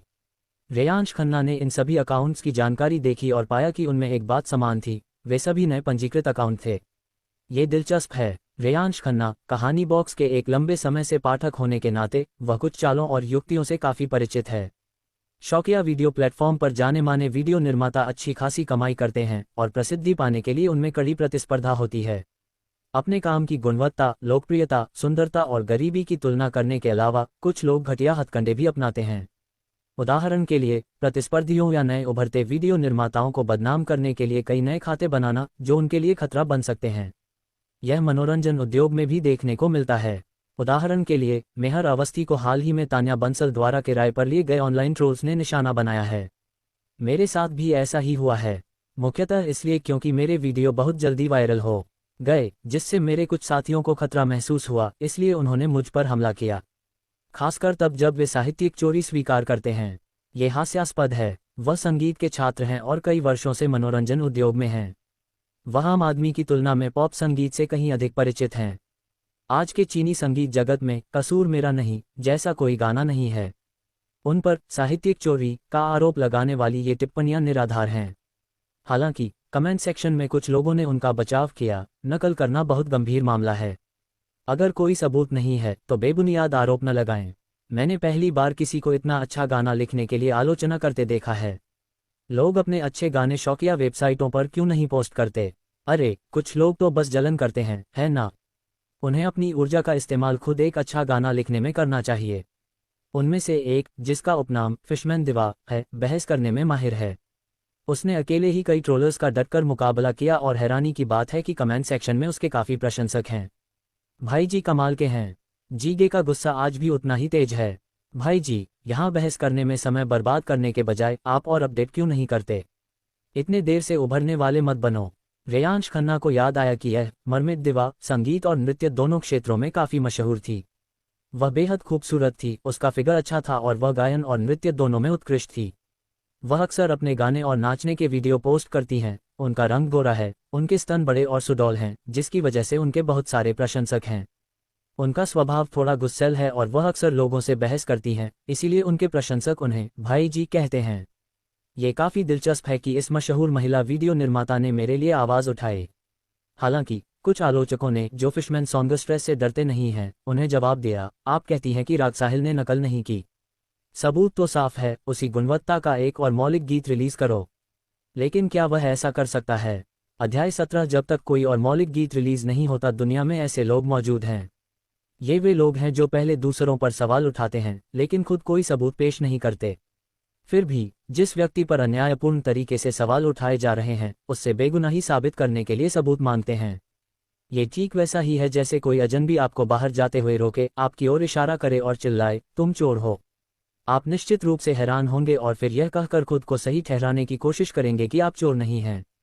फिर वह अजनबी आपकी ओर इशारा करते हुए बोले, चूंकि आप कहते हैं कि आप चोर नहीं हैं, तो मुझे सबूत दिखाओ। तब आप क्या करेंगे? मैं निश्चित रूप से जाकर उसकी पिटाई करूंगा, है ना? ये तो असल जिंदगी की बात है, लेकिन ऑनलाइन तो आपको पीटने के लिए कोई निशाना भी नहीं मिलता। कीबोर्ड वॉरियर्स इंटरनेट की आड़ में छिपकर आपको मनमाने ढंग से बदनाम करते हैं। एक छोटा सा लेख एक अच्छे इंसान को सबके लिए खलनायक बना सकता है, ठीक उसी तरह जैसे रेयांश खन्ना अभी सामना कर रहे हैं। कसूर मेरा नहीं कि गुणवत्ता इतनी उच्च है कि यह स्पष्ट रूप से हिट होने की कगार पर है, जिसके चलते साहित्यिक चोरी के आरोप लग रहे हैं। इतना ही नहीं, दूसरे पक्ष के पास कोई सबूत नहीं था, उन्होंने बस इतना स्पष्ट बयान दिया कि ये गाना कई अन्य गानों से मिलता जुलता लगता है। लेकिन जब उनसे पूछा गया कि किन गानों से मिलता जुलता है, तो उन्होंने कहा कि उन्हें याद नहीं है, बस उन्हें ऐसा लगा कि उन्होंने उन्हें पहले कहीं सुना है। फिर अपने अंदाजे के आधार पर उन्होंने रेयांश खन्ना पर साहित्यिक चोरी का आरोप लगा दिया। सबसे हास्यास्पद बात यह है कि वास्तव में बहुत से लोग इससे सहमत हैं। कारण बहुत सरल है, राग साहिल जैसा नया वीडियो निर्माता इतना अच्छा गाना कैसे लिख सकता है? या अगर आप इस स्तर तक पहुंच चुके हैं, तो मनोरंजन उद्योग में जाने के बजाय अभी भी आम लोगों के बीच क्यों खड़े हैं? तो सिर्फ इसलिए कि गाना इतना अच्छा है, आप पर साहित्यिक चोरी का आरोप लग जाता है। राग साहिल पर साहित्यिक चोरी का आरोप लगाते हुए विवाद शुरू करने वाले अकाउंट का नाम किंग्स कीबोर्ड है। वह सचमुच अपने नाम के अनुरूप ही हैं। जलपरी गायिका को ये बात बर्दाश्त नहीं हुई और उन्होंने रेयांश खन्ना का बचाव किया, जिसके परिणामस्वरूप कीबोर्ड योद्धा ने ये क्लासिक वाक्य कहा, अगर राग साहिल इसी गुणवत्ता का एक और मौलिक गीत रिलीज कर सकते हैं, तो ये साबित हो जाएगा कि उन्होंने नकल नहीं की है। इस समय क्योटो के एक विला में एक लंबी गोरी महिला कंप्यूटर के सामने बैठी थी। उसका सुंदर गोरा चेहरा गुस्से से लाल था और उसने कंप्यूटर डेस्क पर मुठ्ठियां पटकीं। क्या आप दोष से पहले निर्दोषता के सिद्धांत को नहीं समझते? क्या आप आरोप लगाने वाले को इसे साबित करना होगा कि सिद्धांत को नहीं समझते? आप कहते हैं कि राग साहिल ने नकल की है, सबूत पेश करने की जिम्मेदारी आपकी ही क्यों नहीं होनी चाहिए? किसी और को अपनी बेगुनाही साबित क्यों करनी चाहिए? यह महिला शौकिया वेबसाइट फिशमैन दिवा के संगीत और नृत्य अनुभागों में एक जानी मानी वीडियो निर्माता हैं। उनका असली नाम यामिनी चक्रवर्ती है। यह अजीब बात है कि यामिनी चक्रवर्ती स्पष्ट रूप से प्रभापुर की रहने वाली हैं, लेकिन उनके प्रसिद्ध लेखक पिता ने उन्हें निरंजल डेल्टा के जल नगरों से प्रेरित नाम दिया। यामिनी चक्रवर्ती ने अपने माता पिता से अपने नाम की उत्पत्ति के बारे में पूछा। उस समय उनके पिता ने 45 डिग्री के कोण पर आकाश की ओर देखते हुए गहरी आह भरी और कहा, इस जल नगर में आज भी मछलियां हैं जो प्रेम के लिए तरसती हैं, इस जीवन में बस खाली पछतावा ही रह जाता है। ये उनके पिता निरंजल डेल्टा के जल नगरों में अपने पहले प्यार को याद कर रहे थे। तभी यामिनी चक्रवर्ती की मां ने उनका कान पकड़कर उन्हें खींचकर कमरे में ले गईं और जल्द ही चीखें सुनाई देने लगीं। यामिनी चक्रवर्ती को नहीं पता था कि उनके पिता थोड़े मंदबुद्धि थे या उनकी मां कुछ ज्यादा ही उदार थी, लेकिन उन्होंने वयस्क होने तक खुद को इसी नाम से पुकारना जारी रखा जो उनके पिता के पहले प्यार को समर्पित था। हालांकि उसे कोई परवाह नहीं थी। उसके पिता एक प्रसिद्ध लेखक थे और मां एक उद्यमी। संक्षेप में, उसका परिवार समृद्ध था, इसलिए उसे काम करने की जरूरत नहीं थी और वह जो चाहे कर सकती थी। कुछ साल पहले बोरियत दूर करने के लिए यामिनी चक्रवर्ती ने एक शौकिया वीडियो प्लेटफॉर्म के लिए वीडियो बनाना शुरू किया। उसने छोटी उम्र से ही गाना और नाचना सीखा था और अपने आकर्षक फिगर के कारण वह शौकिया वेबसाइट पर जल्दी ही मशहूर हो गई और लाखों प्रशंसक बना लिए, जिनमें से 1.01 मिलियन एलएसपी संभवतः यौन रूप से उत्तेजक व्यक्तियों का जिक्र थे। उसके गाने और नाचने के वीडियो पर ज्यादातर टिप्पणियां सफेद सफेद सफेद, बड़ा बड़ा बड़ा और उछलता उछालता जैसी होती थीं। यामिनी चक्रवर्ती को कोई परवाह नहीं थी। वह सुंदर थी और उसका फिगर भी शानदार था, इसलिए उसे इसे दिखाना ही चाहिए था। वैसे भी मैंने जानबूझकर इसे नहीं दिखाया, ये बस बड़ा है, मैं इसके बारे में कुछ नहीं कर सकती। हालांकि यामिनी चक्रवर्ती को फिर भी अफसोस था। उसने गीत लेखन का भी अध्ययन किया था, लेकिन दुर्भाग्य से उसकी प्रतिभा सीमित थी और वह कुछ भी सार्थक नहीं बना सकी। इसलिए वह हमेशा से उन उत्कृष्ट गीतकारों और संगीतकारों की प्रशंसक रही हैं और अक्सर शौकिया संगीत वेबसाइटों के मौलिक संगीत अनुभाग को देखती रहती हैं। हालांकि इन शौकिया कलाकारों की प्रतिभा वास्तव में सीमित है। उनके तथाकथित मौलिक कार्यों में से अधिकांश केवल भावनाएं हैं और उनमें बिल्कुल भी कौशल नहीं है। परसों रात यामिनी चक्रवर्ती ने अपने गाने और नृत्य का एक नया वीडियो पोस्ट किया, अपने प्रशंसकों से बातचीत की और फिर यूं ही संगीत अनुभाग ब्राउज करने लगीं। और तभी उन्हें एक अनमोल मौलिक गीत मिला। गाने का नाम है कसूर मेरा नहीं। वीडियो बनाने वाले राग साहिल नाम के एक नवागंतुक हैं और यह उनका पहला रिलीज किया गया काम है। राग साहिल नाम के इस शख्स का सेंस ऑफ ह्यूमर थोड़ा शरारती है। ये गाना साफ तौर पर किसी टूटे दिल वाले को रुला सकता है, लेकिन उसने इसे दिव्य उपचार गीत टूटे दिल वालों के लिए उपचार जैसा टाइटल दे दिया। खुशकिस्मती से यामिनी चक्रवर्ती कभी किसी रिश्ते में नहीं रही, लेकिन फिर भी गाना सुनकर वो खूब रोईं। कितना अच्छा गाना है। इतने बेहतरीन ओरिजिनल गाने को सुने हुए कितना समय हो गया। तो यामिनी चक्रवर्ती ने अपने फैंस को ये गाना रिकमेंड करते हुए एक स्टेटस अपडेट किया।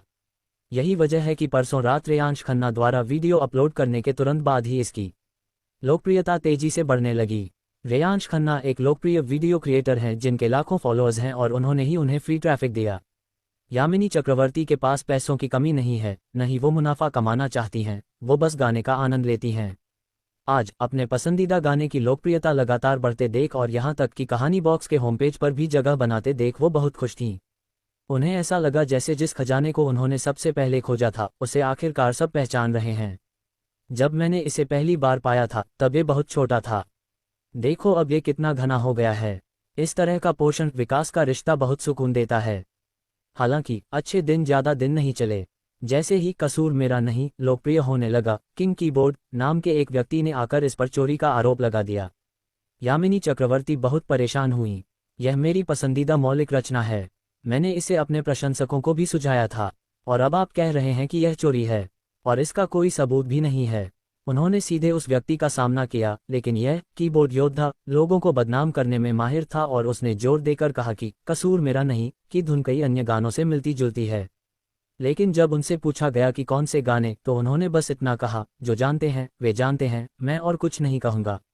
यामिनी चक्रवर्ती गुस्से से भड़क उठी और उस व्यक्ति पर जमकर बरस पड़ी, लेकिन अप्रत्याशित रूप से यह उल्टा पड़ गया। एक जानी मानी वीडियो क्रिएटर होने की वजह से मामला और भी बढ़ गया।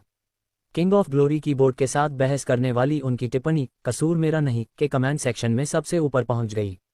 जैसे ही लोगों ने क्लिक किया उन्हें तुरंत प्लेगरिज्म शब्द दिखाई दिया और उन्होंने पूछा कि आखिर मामला क्या है। उन्होंने कहा कि गाना वाकई अच्छा है, तो क्या ये प्लेगरिज्म हो सकता है? ये तो बहुत दुख की बात है। यामिनी चक्रवर्ती परेशान थीं और उन्हें थोड़ा अपराध बोध भी हुआ, क्योंकि उन्हें पता था कि उनका इरादा तो अच्छा था, लेकिन उनसे कुछ गलती हो गई। अपने गुस्से के कारण जब भी कुछ होता वे बहस करने से खुद को रोक नहीं पाती थीं। अब पछताने का कोई फायदा नहीं। यामिनी चक्रवर्ती ने एक पल सोचा और राग साहिल को निजी संदेश भेजकर माफ़ी मांगने और ये पूछने ही वाली थी कि क्या उन्हें किसी मदद की ज़रूरत है। फिर मैंने देखा कि राग साहिल ने कमेंट सेक्शन में एक टिप्पणी पोस्ट की, मैं अगले महीने की पहली तारीख को एक नया मौलिक काम रिलीज़ कर रहा हूँ, तो जुड़े रहिए। अध्याय 18 उनका नया गाना खराब था, इसलिए मैंने सार्वजनिक रूप से माफ़ी मांगी। राग साहिल द्वारा ये टीज़र जारी करते ही कमेंट सेक्शन में हलचल मच गई। इस समय कसूर मेरा नहीं के होम पेज रिकमेंडेशन में शामिल होने और फिशमैन दिवा और किंग कीबोर्ड के बीच हुए विवाद के कारण इस मामले ने पहले ही काफ़ी ध्यान आकर्षित कर लिया था। कुछ लोग प्रचार के झांसे में आ गए। हालांकि उन्हें नहीं लगा कि अनफॉर्चुनेटली इट्स नॉट यू किसी अन्य गाने जैसा है, लेकिन उन्होंने सोचा कि शायद ऐसा इसलिए है क्योंकि उन्होंने पर्याप्त संगीत नहीं सुना है।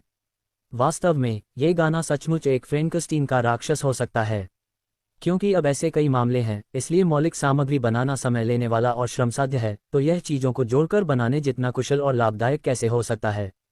कुछ लोगों को राग साहिल का गायन और वादन, खासकर कसूर मेरा नहीं, बहुत पसंद है और फिशमैन दिवा की तरह उनका भी पक्का मानना है कि राग साहिल ही असली कलाकार हैं। फिशमैन दिवा और किंग कीबोर्ड के नेतृत्व वाले इन दोनों समूहों के बीच बहस से लेकर कहासुनी और झगड़े तक का सिलसिला धीरे धीरे बढ़ता गया और अंत में दोनों ने एक दूसरे के परिवारों को दोस्ताना अंदाज में बधाई दी। कमेंट सेक्शन, जो पहले बिल्कुल ठीक था, अचानक अराजक हो गया। हालांकि जितना हंगामा होता है, किंग कीबोर्ड उतना ही खुश होता है। उसने अपना लक्ष्य हासिल कर लिया। राग साहिल ने नकल की है या नहीं, और चाहे वह सबूत दे पाए या नहीं, शौकिया संगीत वेबसाइट के संगीत सेक्शन में लोकप्रिय गीत कसूर मेरा नहीं का जिक्र होते ही लोगों के मन में पहला सवाल उठता है, क्या ये गाना नकल किया हुआ है? बस इतना ही काफ़ी है। इंटरनेट के बढ़ते विकास के साथ किसी को बदनाम करना उतना ही आसान होता जा रहा है। आपको बस कुछ ऐसी बातें कहनी है जो देखने में तो विश्वसनीय लगें, लेकिन असल में मनहानिकारक हों, और हमेशा ही बहुत से भोले भाले अनुयायी मिल जाएंगे जो उन पर विश्वास कर लेंगे और उन्हें फैलाने में मदद भी करेंगे। राग साहिल के साथ भी यही स्थिति है। चाहे उन्होंने नकल की हो या नहीं, उन पर यह आरोप लग चुका है। खुद को साबित करने का सिर्फ एक ही तरीका है, थोड़े समय में उसी स्तर की कोई और मौलिक रचना प्रकाशित करना। लेकिन यह इतना आसान नहीं है। चीन में मुट्ठी भर ही बेहतरीन गीतकार हैं और उनकी सभी मौलिक रचनाएं हिट नहीं हो सकती। इसके अलावा उनकी रचनाओं के बीच कम से कम 6 महीने का अंतर होता है, क्योंकि प्रेरणा अचानक से नहीं मिलती। पेशेवर गेमिंग जगत में तो यह एक किंवदंती है। एक शौकिया वीडियो प्लेटफॉर्म पर नए वीडियो निर्माता के तौर पर आपने अपने जीवन में कसूर मेरा नहीं जैसा गीत लिखकर वाकई बहुत बड़ी उपलब्धि हासिल की है। भला इतनी बेहतरीन रचना आप और कहाँ बना सकते हैं? हालांकि किंग कीबोर्ड की यह खुशी ज़्यादा देर तक नहीं टिकी, क्योंकि राग साहिल ने एक नए गाने का टीजर जारी कर दिया। मैं अगले महीने की 1 तारीख को एक नया मौलिक गीत रिलीज कर रहा हूं, तो जुड़े रहिए। उन्होंने तो यहाँ तक लिख दिया कि ये भी मौलिक है, क्या ये साहित्यिक चोरी के आरोपों का सीधा जवाब नहीं है। इससे कमेंट सेक्शन में हंगामा मच गया। राग साहिल पर भरोसा करने वाले और साहित्यिक चोरी पर सवाल उठाने वाले दोनों ही उत्साहित हो गए। फिशमैन दिवा एट किंग कीबोर्ड, अब आपको क्या कहना है? किंग कीबोर्ड, हे, राग साहिल सिर्फ एक खराब गाना रिलीज करके साबित कर सकते हैं कि वे साहित्यिक चोरी नहीं कर रहे हैं। मरमेड दिवा, गाना अभी रिलीज भी नहीं हुआ है और आपको पहले से ही पता है कि यह एक खराब रचना है। किंग कीबोर्ड, गाना अभी रिलीज भी नहीं हुआ है और तुम्हें पहले से ही पता है कि यह एक मास्टरपीस है। मरमेड दिवा, ठीक है, अगले महीने की 1 तारीख तक इंतजार करते हैं। अगर यह एक और मौलिक मास्टरपीस निकला तो तुम्हें सार्वजनिक रूप से माफी मांगते हुए एक वीडियो पोस्ट करना होगा। किंग कीबोर्ड, लाखों फॉलोअर्स वाले वीडियो क्रिएटर का लहजा ही अलग होता है। ये जरा सी बात पर माफी मांगने लगते हैं, ये तो डरावना है। यह जवाब देखकर यामिनी चक्रवर्ती गुस्से में उछल पड़ी और उन्होंने कंप्यूटर डेस्क पर इतनी जोर से मुक्के मारे कि वह लगभग टूट ही गया। बिना सोचे समझे उन्होंने गुस्से में कीबोर्ड पर उंगलियां पटकनी शुरू कर दीं। फिशमैन दिवा, अगर राग साहिल का नया गाना वाकई में खराब निकला तो मैं सार्वजनिक रूप से माफी मांगते हुए एक वीडियो रिलीज करूंगी और कहूंगी कि मैंने उसे गलत समझा। किंग कीबोर्ड ने तुरंत जवाब दिया, पक्का। नीचे की टिप्पणियां और भी ज्यादा मजेदार थीं, जिनमें तरह तरह के हास्यास्पद कमेंट्स थे जो इस भावना को दर्शाते थे। मेरा सुझाव है कि भाई जी माफी मांगते समय काली स्टॉकिंग्स पहने, इससे उनकी ईमानदारी जाहिर होगी। आपको डीप वी नेक भी पहनना चाहिए, इससे परफॉर्मेंस और भी प्रभावशाली लगेगी। सफेद रेशम तो शाश्वत है। यामिनी चक्रवर्ती के पास इन बेवकूफ नेटिजन्स से निपटने का समय नहीं था। उन्होंने गहरी सांस ली और राग साहिल को एक निजी संदेश भेजा, लगे रहो, खुद को साबित करो, मैं तुम्हारा समर्थन कर रही हूँ। फिर उन्होंने एक और संदेश भेजा, क्या तुम ठीक हो? स्टार सिटी टीवी के सुरों का संग्राम के बैकस्टेज ड्रेसिंग रूम में रेयांश खन्ना ने फिशमैन दिवा द्वारा भेजा गया निजी संदेश देखा। फिर उसने देखा कि फिशमैन दिवा ने परसों रात उसके वीडियो को प्रमोट करने में मदद की थी।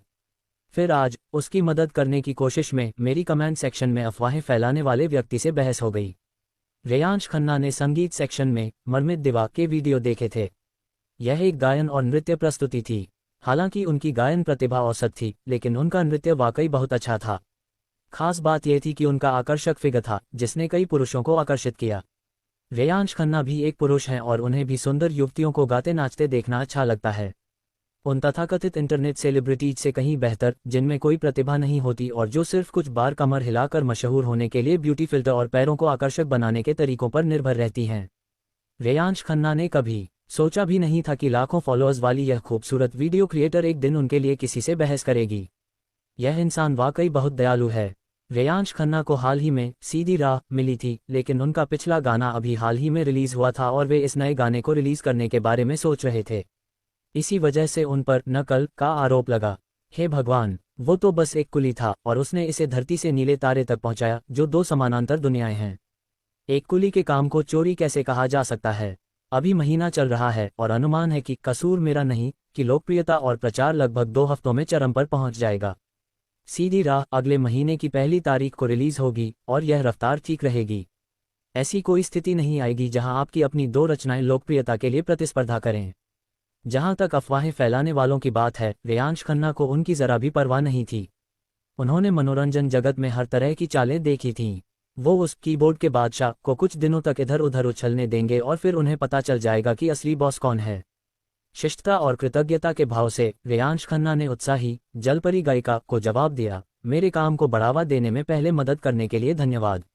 वास्तव में मुझे आपके वीडियो देखना बहुत पसंद है। आप बहुत अच्छा नृत्य करती हैं। मेरा नया गाना न केवल इसी गुणवत्ता का होगा बल्कि उससे भी बेहतर होगा। कृपया इसका इंतजार करें। जवाब देने के बाद रेयांश खन्ना ने अपना फ़ोन वापस अपनी जेब में रख लिया। समय का अनुमान लगाते हुए उन्होंने पाया कि मेहर अवस्थी के आने का समय लगभग हो गया था, इसलिए उन्होंने उनसे मिलने जाने का फैसला किया।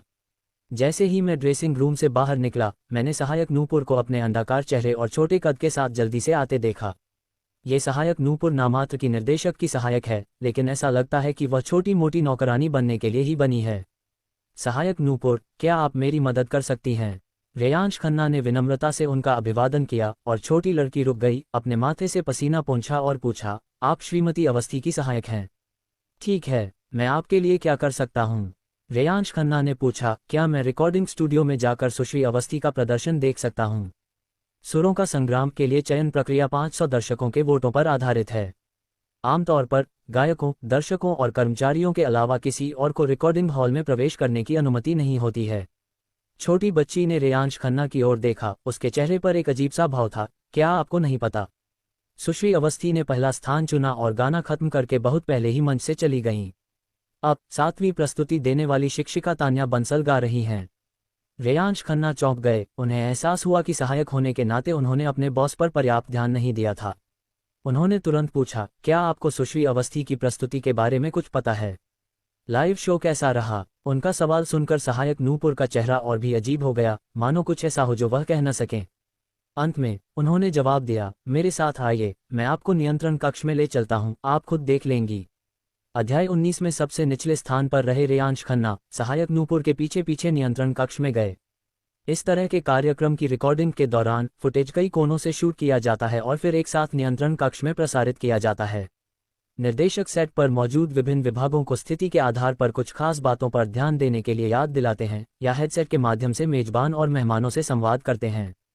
जब रेयांश खन्ना और उनकी सहायक लियू नियंत्रण कक्ष में दाखिल हुए तो सुरों का संग्राम के निर्देशक समीर वोहरा अपने सामने लगे 7-8 मॉनिटरों को घूरते हुए भौहें चढ़ाए बैठे थे और उनका चेहरा काफी अप्रिय लग रहा था।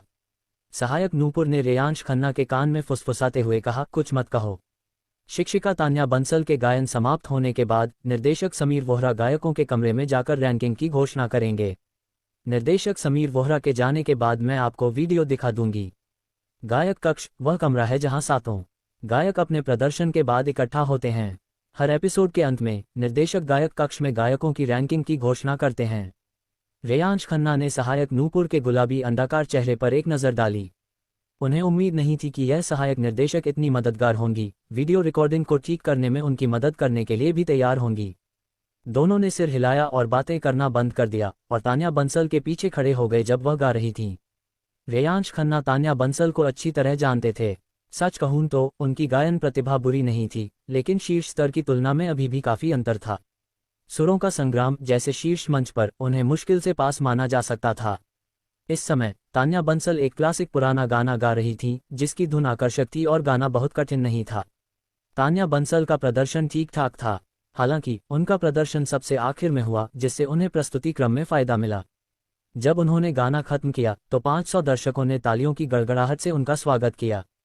तान्या बंसल के गाल लाल हो गए थे और वह बेहद उत्साहित दिख रही थीं। वह अपने प्रदर्शन से स्पष्ट रूप से बहुत संतुष्ट थीं और आभार व्यक्त करने के लिए बार बार दर्शकों के सामने झुकीं। रेयांश खन्ना ने सिर हिलाया। इतने सालों बाद भी तान्या बंसल की गायन प्रतिभा में कोई खास सुधार नहीं हुआ है। इस रफ्तार से तो शायद वह 4 एपिसोड से ज्यादा नहीं टिक पाएंगी। सुरों का संग्राम के नियम 2 एपिसोड के एलिमिनेशन सिस्टम पर आधारित हैं, जिसका मतलब है कि हर 2 एपिसोड के बाद एक गायक बाहर हो जाता है और अगले एपिसोड में उसकी जगह एक नया गायक चुना जाता है। रैंकिंग दोनों एपिसोड के कुल स्कोर के आधार पर तय होती है और आखिरी स्थान पर रहने वाला गायक बाहर हो जाता है। तान्या बंसल विजयी भाव से मंच से उतरी और समीर वोहरा भी जल्दी से कंट्रोल रूम से निकल गए। वह मतगणना कक्ष में जा रहे थे, जहां लगभग आधे घंटे में 7 गायकों के वोटों की गिनती होनी थी। उसके बाद समीर वोहरा गायकों के कमरे में जाकर परिणाम घोषित करने वाले थे। निर्देशक समीर वोहरा के जाते ही सहायक नूपुर ने रेयांश खन्ना की ओर मुड़कर कहा, मेरे साथ आइए। फिर एक नन्हे खरगोश की तरह वह चुपके से कंप्यूटर की ओर गईं, कुछ सेकंड तक उससे छेड़छाड़ की और मेहर अवस्थी के गाने की रिकॉर्डिंग चला दी। उन्होंने रेयांश खन्ना को हेडफोन भी दिए। रेयांश खन्ना ने हेडफोन लगाए और कंप्यूटर स्क्रीन पर देखने लगे। मंच पर मेहर अवस्थी ने काले रंग की जालीदार पोशाक पहनी थी, जिसका किनारा उनके घुटनों तक ही पहुंच रहा था, जिससे उनकी लंबी सफेद पिंडलियां दिखाई दे रही थीं, जो रोशनी में चमक रही थीं। उनके आने पर दर्शकों ने जोरदार तालियां बजाईं और वाहवाही की। मेहर अवस्थी शांत और बेहद खूबसूरत थी। उनका कद काठी सुडौल था और उनका रूप रंग बेदाग था। हालांकि रेयांश खन्ना ने गौर किया कि उनका चेहरा थोड़ा पीला पड़ गया था, जिससे साफ पता चल रहा था कि पेट दर्द का असर उन पर अभी भी था। मेहर अवस्थी ने अपना एक मशहूर गाना गाया, लेकिन आज उनकी आवाज थोड़ी भारी थी, पहले जैसी साफ नहीं थी और सांस पर भी उनका नियंत्रण कमजोर था। हालांकि उनका प्रदर्शन ठीक ठाक था, लेकिन उसमें कुछ खास बात नहीं थी और वह उनके सामान्य स्तर से काफी नीचे थी। जब मेहर अवस्थी ने गाना खत्म किया और मंच से उतरी तो उनके कदम थोड़े लड़खड़ा रहे थे और रेयांश खन्ना को चिंता हुई कि कहीं वह गिर न जाएं। अपने हेडफोन उतारते हुए रेयांश खन्ना ने असिस्टेंट नूपुर से कहा, धन्यवाद असिस्टेंट नूपुर। कोई बात नहीं, उस युवती ने मुस्कुराते हुए धीमी आवाज में पूछा। श्री खन्ना, क्या श्रीमती अवस्थी की तबीयत ठीक नहीं है? रेयांश खन्ना एक पल रुके, फिर सिर हिलाया। ये स्पष्ट था कि मेहर अवस्थी की हालत ठीक नहीं थी, यहाँ तक कि कर्मचारियों को भी इसका अंदाजा हो गया था। हालांकि इससे बचा नहीं जा सकता, मशहूर हस्तियों को अपनी सेहत का ख्याल रखना ही पड़ता है, और प्रोडक्शन टीम शूटिंग से पहले आपके पूरी तरह ठीक होने का इंतजार नहीं कर सकती। मेहर अवस्थी ने इस मामले में काफ़ी लगन दिखाए। हालांकि रेयांश खन्ना ने दर्द कम करने के लिए उनके पेट की मालिश की थी, लेकिन उनका दर्द पूरी तरह से ठीक होना नामुमकिन था। फिर भी मंच पर गाना पूरा कर पाना उनके लिए बड़ी बात थी। कई मशहूर हस्तियां, जो उनके जितनी मशहूर नहीं हैं, उंगली कटने पर रोती हैं और अस्पताल जाती हैं। हालांकि इस दौर में मेहर अवस्थी की रैंकिंग शायद आदर्श नहीं रही। रेयांश खन्ना ड्रेसिंग रूम में लौट गए और करीब 1 घंटे बाद मेहर अवस्थी और बाकी दोनों वापस आईं। मेहर, कोई बात नहीं, बस इस बार हमारी तबीयत ठीक नहीं है, अगली बार हम अच्छा गाएंगे। रितिका मेहता अभी भी मेहर अवस्थी को दिलासा दे रही थी, जबकि दिव्या कपूर फोन पर बात कर रही थीं। टीचर जू, आप कैसी हैं? हाँ, जी हाँ, हमारी मेहर को आपके गाने हमेशा से बहुत पसंद रहे हैं। क्या आपके पास हाल ही में कोई उपयुक्त रचनाएं आ रही हैं? ओह, ठीक है, कोई बात नहीं, अगली बार फिर साथ काम करेंगे। उनकी बातों से ऐसा लग रहा था कि वह अपने लिए गाने लिखने के लिए गीतकारों की तलाश कर रही थी, लेकिन उन्होंने मना कर दिया। उनके हाव भाव से लग रहा था कि उन्होंने शायद कई गीतकारों से संपर्क किया होगा। मेहर अवस्थी का चेहरा मंच पर होने की तुलना में और भी पीला पड़ गया था, जिससे साफ पता चल रहा था कि उनकी हालत बेहद बिगड़ गई थी। रेयांश खन्ना को देखकर मेहर अवस्थी ने अपने होंठ सिकुड़े और अचानक उनसे कहा, आप सही कह रहे हैं। रेयांश खन्ना चौंक गए, उन्हें समझ नहीं आया कि वह क्या कह रही हैं।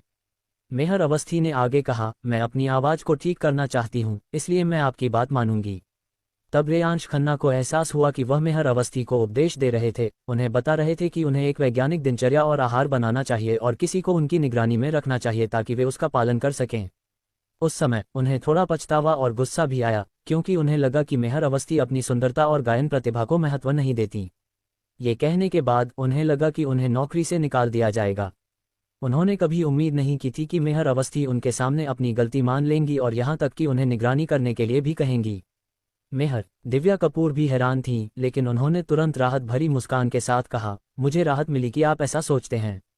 चलिए पहले खुद को बेहतर बनाने पर ध्यान देते हैं और हम भविष्य में सब कुछ जीत लेंगे। जब कार्यक्रम की रिकॉर्डिंग समाप्त हुई और चारों कार से स्टार सिटी टीवी नेटवर्क से निकले तो बाहर आसमान तारों से जगमगा रहा था। मेहर अवस्थी बस में चढ़ते ही सो गईं। उनका सिर खिड़की से टिका हुआ था, बाहें मुड़ी हुई थीं और होंठ हल्के से दबे हुए थे। नींद में भी वह जिद्दी लग रही थीं और लेटने से इनकार कर रही थीं। रितिका मेहता ने अपना कोट कंधों पर डाला और धीरे से आह भरी, काश मैं इस कार्यक्रम में हिस्सा लेने न आई होती। दिव्या कपूर ने उन्हें घूरते हुए कहा, सुरों का संग्राम जैसे बड़े शो बेहद प्रतिस्पर्धी होते हैं, हर कोई उनमें शामिल होने के लिए बेताब रहता है। रितिका मेहता ने मुंह बनाया और रेयांश खन्ना ने गाड़ी चलाते हुए धीमी आवाज में पूछा, श्रीमती अवस्थी का क्या स्थान है? रितिका मेहता ने उदास होकर कहा, 7वां। रेयांश खन्ना थोड़ा चौंक गए, लेकिन फिर उन्हें कोई हैरानी नहीं हुई। मेहर अवस्थी की हालत आज वाकई बहुत खराब थी, इसलिए 7वां स्थान अनुचित नहीं था। इसीलिए दिव्या कपूर गीतकार और संगीतकार से लगातार संपर्क में थी, शायद वह अगले एपिसोड में मेहर अवस्थी की स्थिति सुधारने में मदद करने के लिए गाने पर काम करना चाहती थी। सच में, अगर संगीत जगत की उभरती हुई स्टार पहले 2 एपिसोड में ही बाहर हो जाती तो ये बहुत बड़ी बात होती। उन नफरत करने वालों को इस बात की परवाह नहीं होती कि आप बीमार हैं या नहीं, जब तक आपको कोई समस्या है, हर तरह की आलोचना और उपहास आपका पीछा करेगा। तब मेहर अवस्थी पर और भी दबाव बढ़ जाएगा। रितिका मेहता ने मेहर अवस्थी की ओर देखकर यह सुनिश्चित किया कि वह सो रही है, फिर गुस्से से कहा, मैं उस तान्या बंसल को बिल्कुल बर्दाश्त नहीं कर सकती। उसके शब्द बहुत ही बुरे हैं। वह कितनी छोटी सोच वाली इंसान है जिसने अपनी मनमानी की है। अध्याय 20 मैं तुम्हारा गाना खरीदना चाहती हूँ।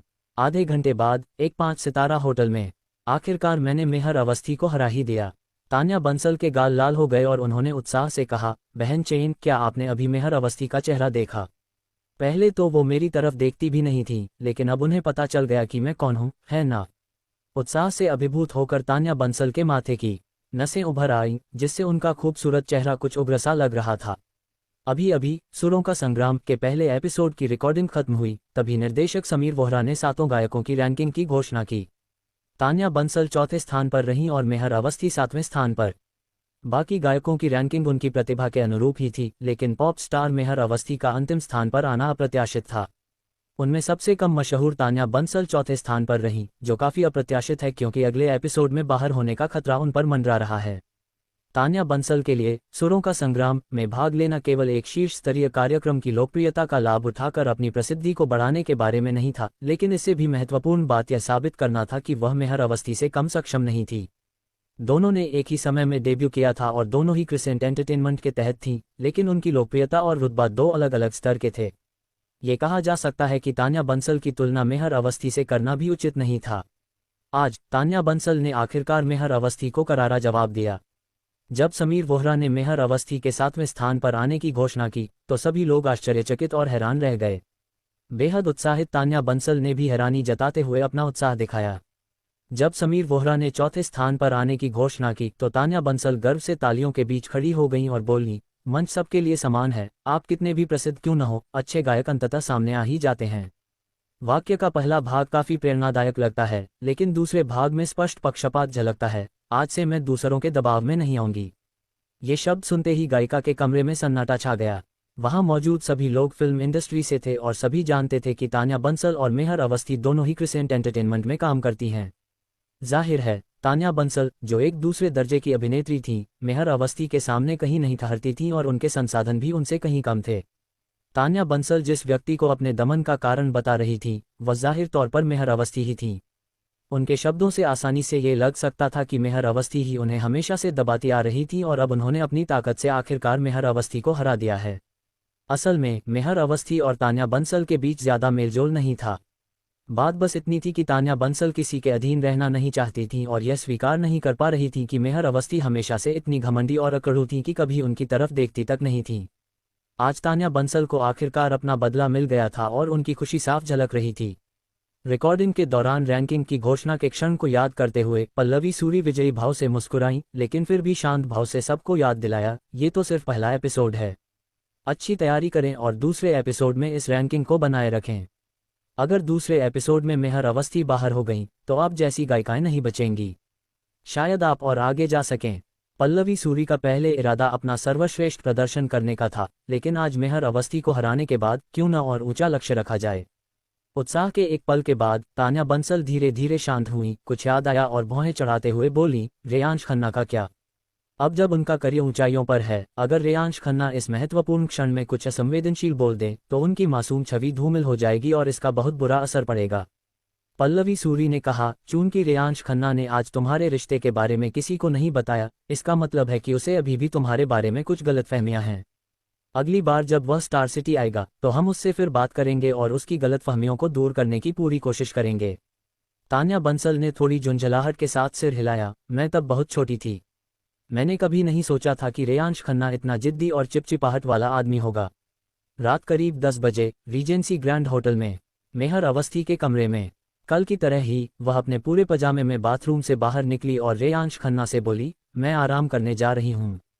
फिर वह बिस्तर के पास गया, पर्दे बंद किए और बिस्तर पर लेट गया।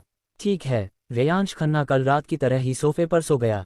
मेहर अवस्थी ने सुबह ऋतिका मेहता और दिव्या कपूर को साफ साफ कह दिया था कि वह आज रात रेयांश खन्ना के साथ नहीं सोएगी, लेकिन जब रेयांश खन्ना उस रात होटल लौटने के बाद रजाई और तकिया लेकर उसके कमरे में आए तो उसने दोबारा मना नहीं किया।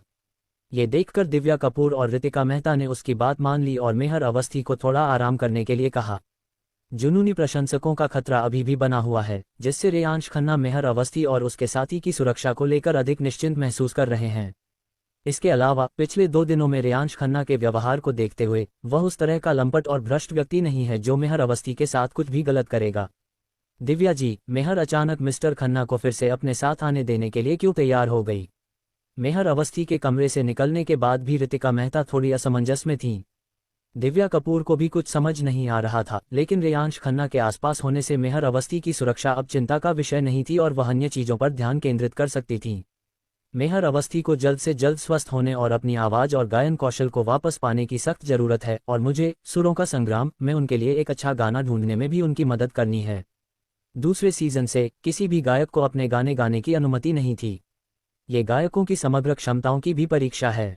मेहर अवस्थी ने पहले कई गाने चुने थे, लेकिन आज की असफलता के बाद उन्होंने अपना फैसला बदल दिया। दूसरे एपिसोड में वापसी करने के लिए उन्हें एक ऐसा गाना ढूंढना होगा जो उनके लिए अधिक उपयुक्त और उच्च स्तर का हो। हालांकि कुछ ही दिनों में ये करना काफी मुश्किल है। दिव्या कपूर को अचानक मेहर अवस्थी की वह बात याद आ गई जो उन्होंने कमरे से जाने से पहले कही थी। दिव्या जी, मैं गाना पाने का कोई न कोई तरीका निकाल लूंगी। वह मेहर अवस्थी से पूछना चाहती थी, लेकिन उनका पीला चेहरा देखकर उसने और कुछ नहीं कहा और उसे आराम करने के लिए कहा। शायद मेहर मुझे दिलासा देना चाहती थी और कहना चाहती थी कि मैं इतना परेशान न होऊं। मेहर अवस्थी का कमरा पिछली रात की तरह ही शांत था। नीचे से आती गाड़ियों की हल्की फुल्की आवाज़ अंधेरे में गूंज रही थी। रेयांश खन्ना हमेशा की तरह अपने फ़ोन पर कहानी बॉक्स देख रहे थे। कसूर मेरा नहीं के व्यूज़ 5 लाख से ज़्यादा हो चुके थे और राग साहिल के फैंस की संख्या 80,000 तक पहुंच गई थी। कमेंट सेक्शन में कुछ लोग अब भी किंग की बोर्ड की राह पर चल रहे थे और सवाल उठा रहे थे कि क्या उनका गाना कॉपी किया गया है। अपने नए गाने का टीजर देखने के बाद भी उन्हें यकीन नहीं हो रहा था और वे सोच रहे थे कि रेयांश खन्ना बस समय बिता रहे हैं। लगता है मरमित दिवा कुछ ज़्यादा ही उत्साहित हो गई हैं और रेयांश खन्ना पर सवाल उठाने वालों से लगातार बहस कर रही हैं, जिससे विडंबना यह है कि गाना और भी ज़्यादा लोकप्रिय हो रहा है और विवाद भी बढ़ता जा रहा है। शौकिया संगीत जगत के कई लोग अगले महीने की पहली तारीख का इंतजार कर रहे हैं कि राग साहिल किस तरह का मौलिक गीत रिलीज करेगा। रेयांश खन्ना को इसकी परवाह नहीं थी। उनका मकसद आम लोगों के लिए आवाज़ उठाने वाले इंट्रोज के साथ समय बर्बाद करना था ही नहीं। इसी समय नकली लड़की अन्विका सूद ने उन्हें एक और निजी संदेश भेजा। क्या आप यहाँ हैं? मुझे आपसे कुछ बात करनी है। रेयांश खन्ना ने जवाब दिया, क्या बात है? अन्विका सूद ने जल्द ही रेयांश खन्ना को एक संदेश भेजा जिसने उन्हें चौंका दिया। मैं कसूर मेरा नहीं के अधिकार खरीदना चाहती हूँ, कितने में? रेयांश खन्ना एक पल के लिए दंग रह गए, फिर हंसे बिना नहीं रह सके। यह नकली लड़की बड़ी प्यारी है। ये गाने के कॉपीराइट ऐसे खरीदती है जैसे किराने का सामान खरीद रही हो। बस पूछती है कि कितना खर्चा है। आपके हर तरबूज की कीमत कितनी है? क्या वे पके हुए होने की गारंटी देते हैं? रेयांश खन्ना ने पूछा, मेरे गाने के कॉपीराइट से आप क्या करना चाहती हैं? दूसरे व्यक्ति ने तुरंत जवाब दिया, मैं इस गाने को मंच पर गाना चाहता हूँ।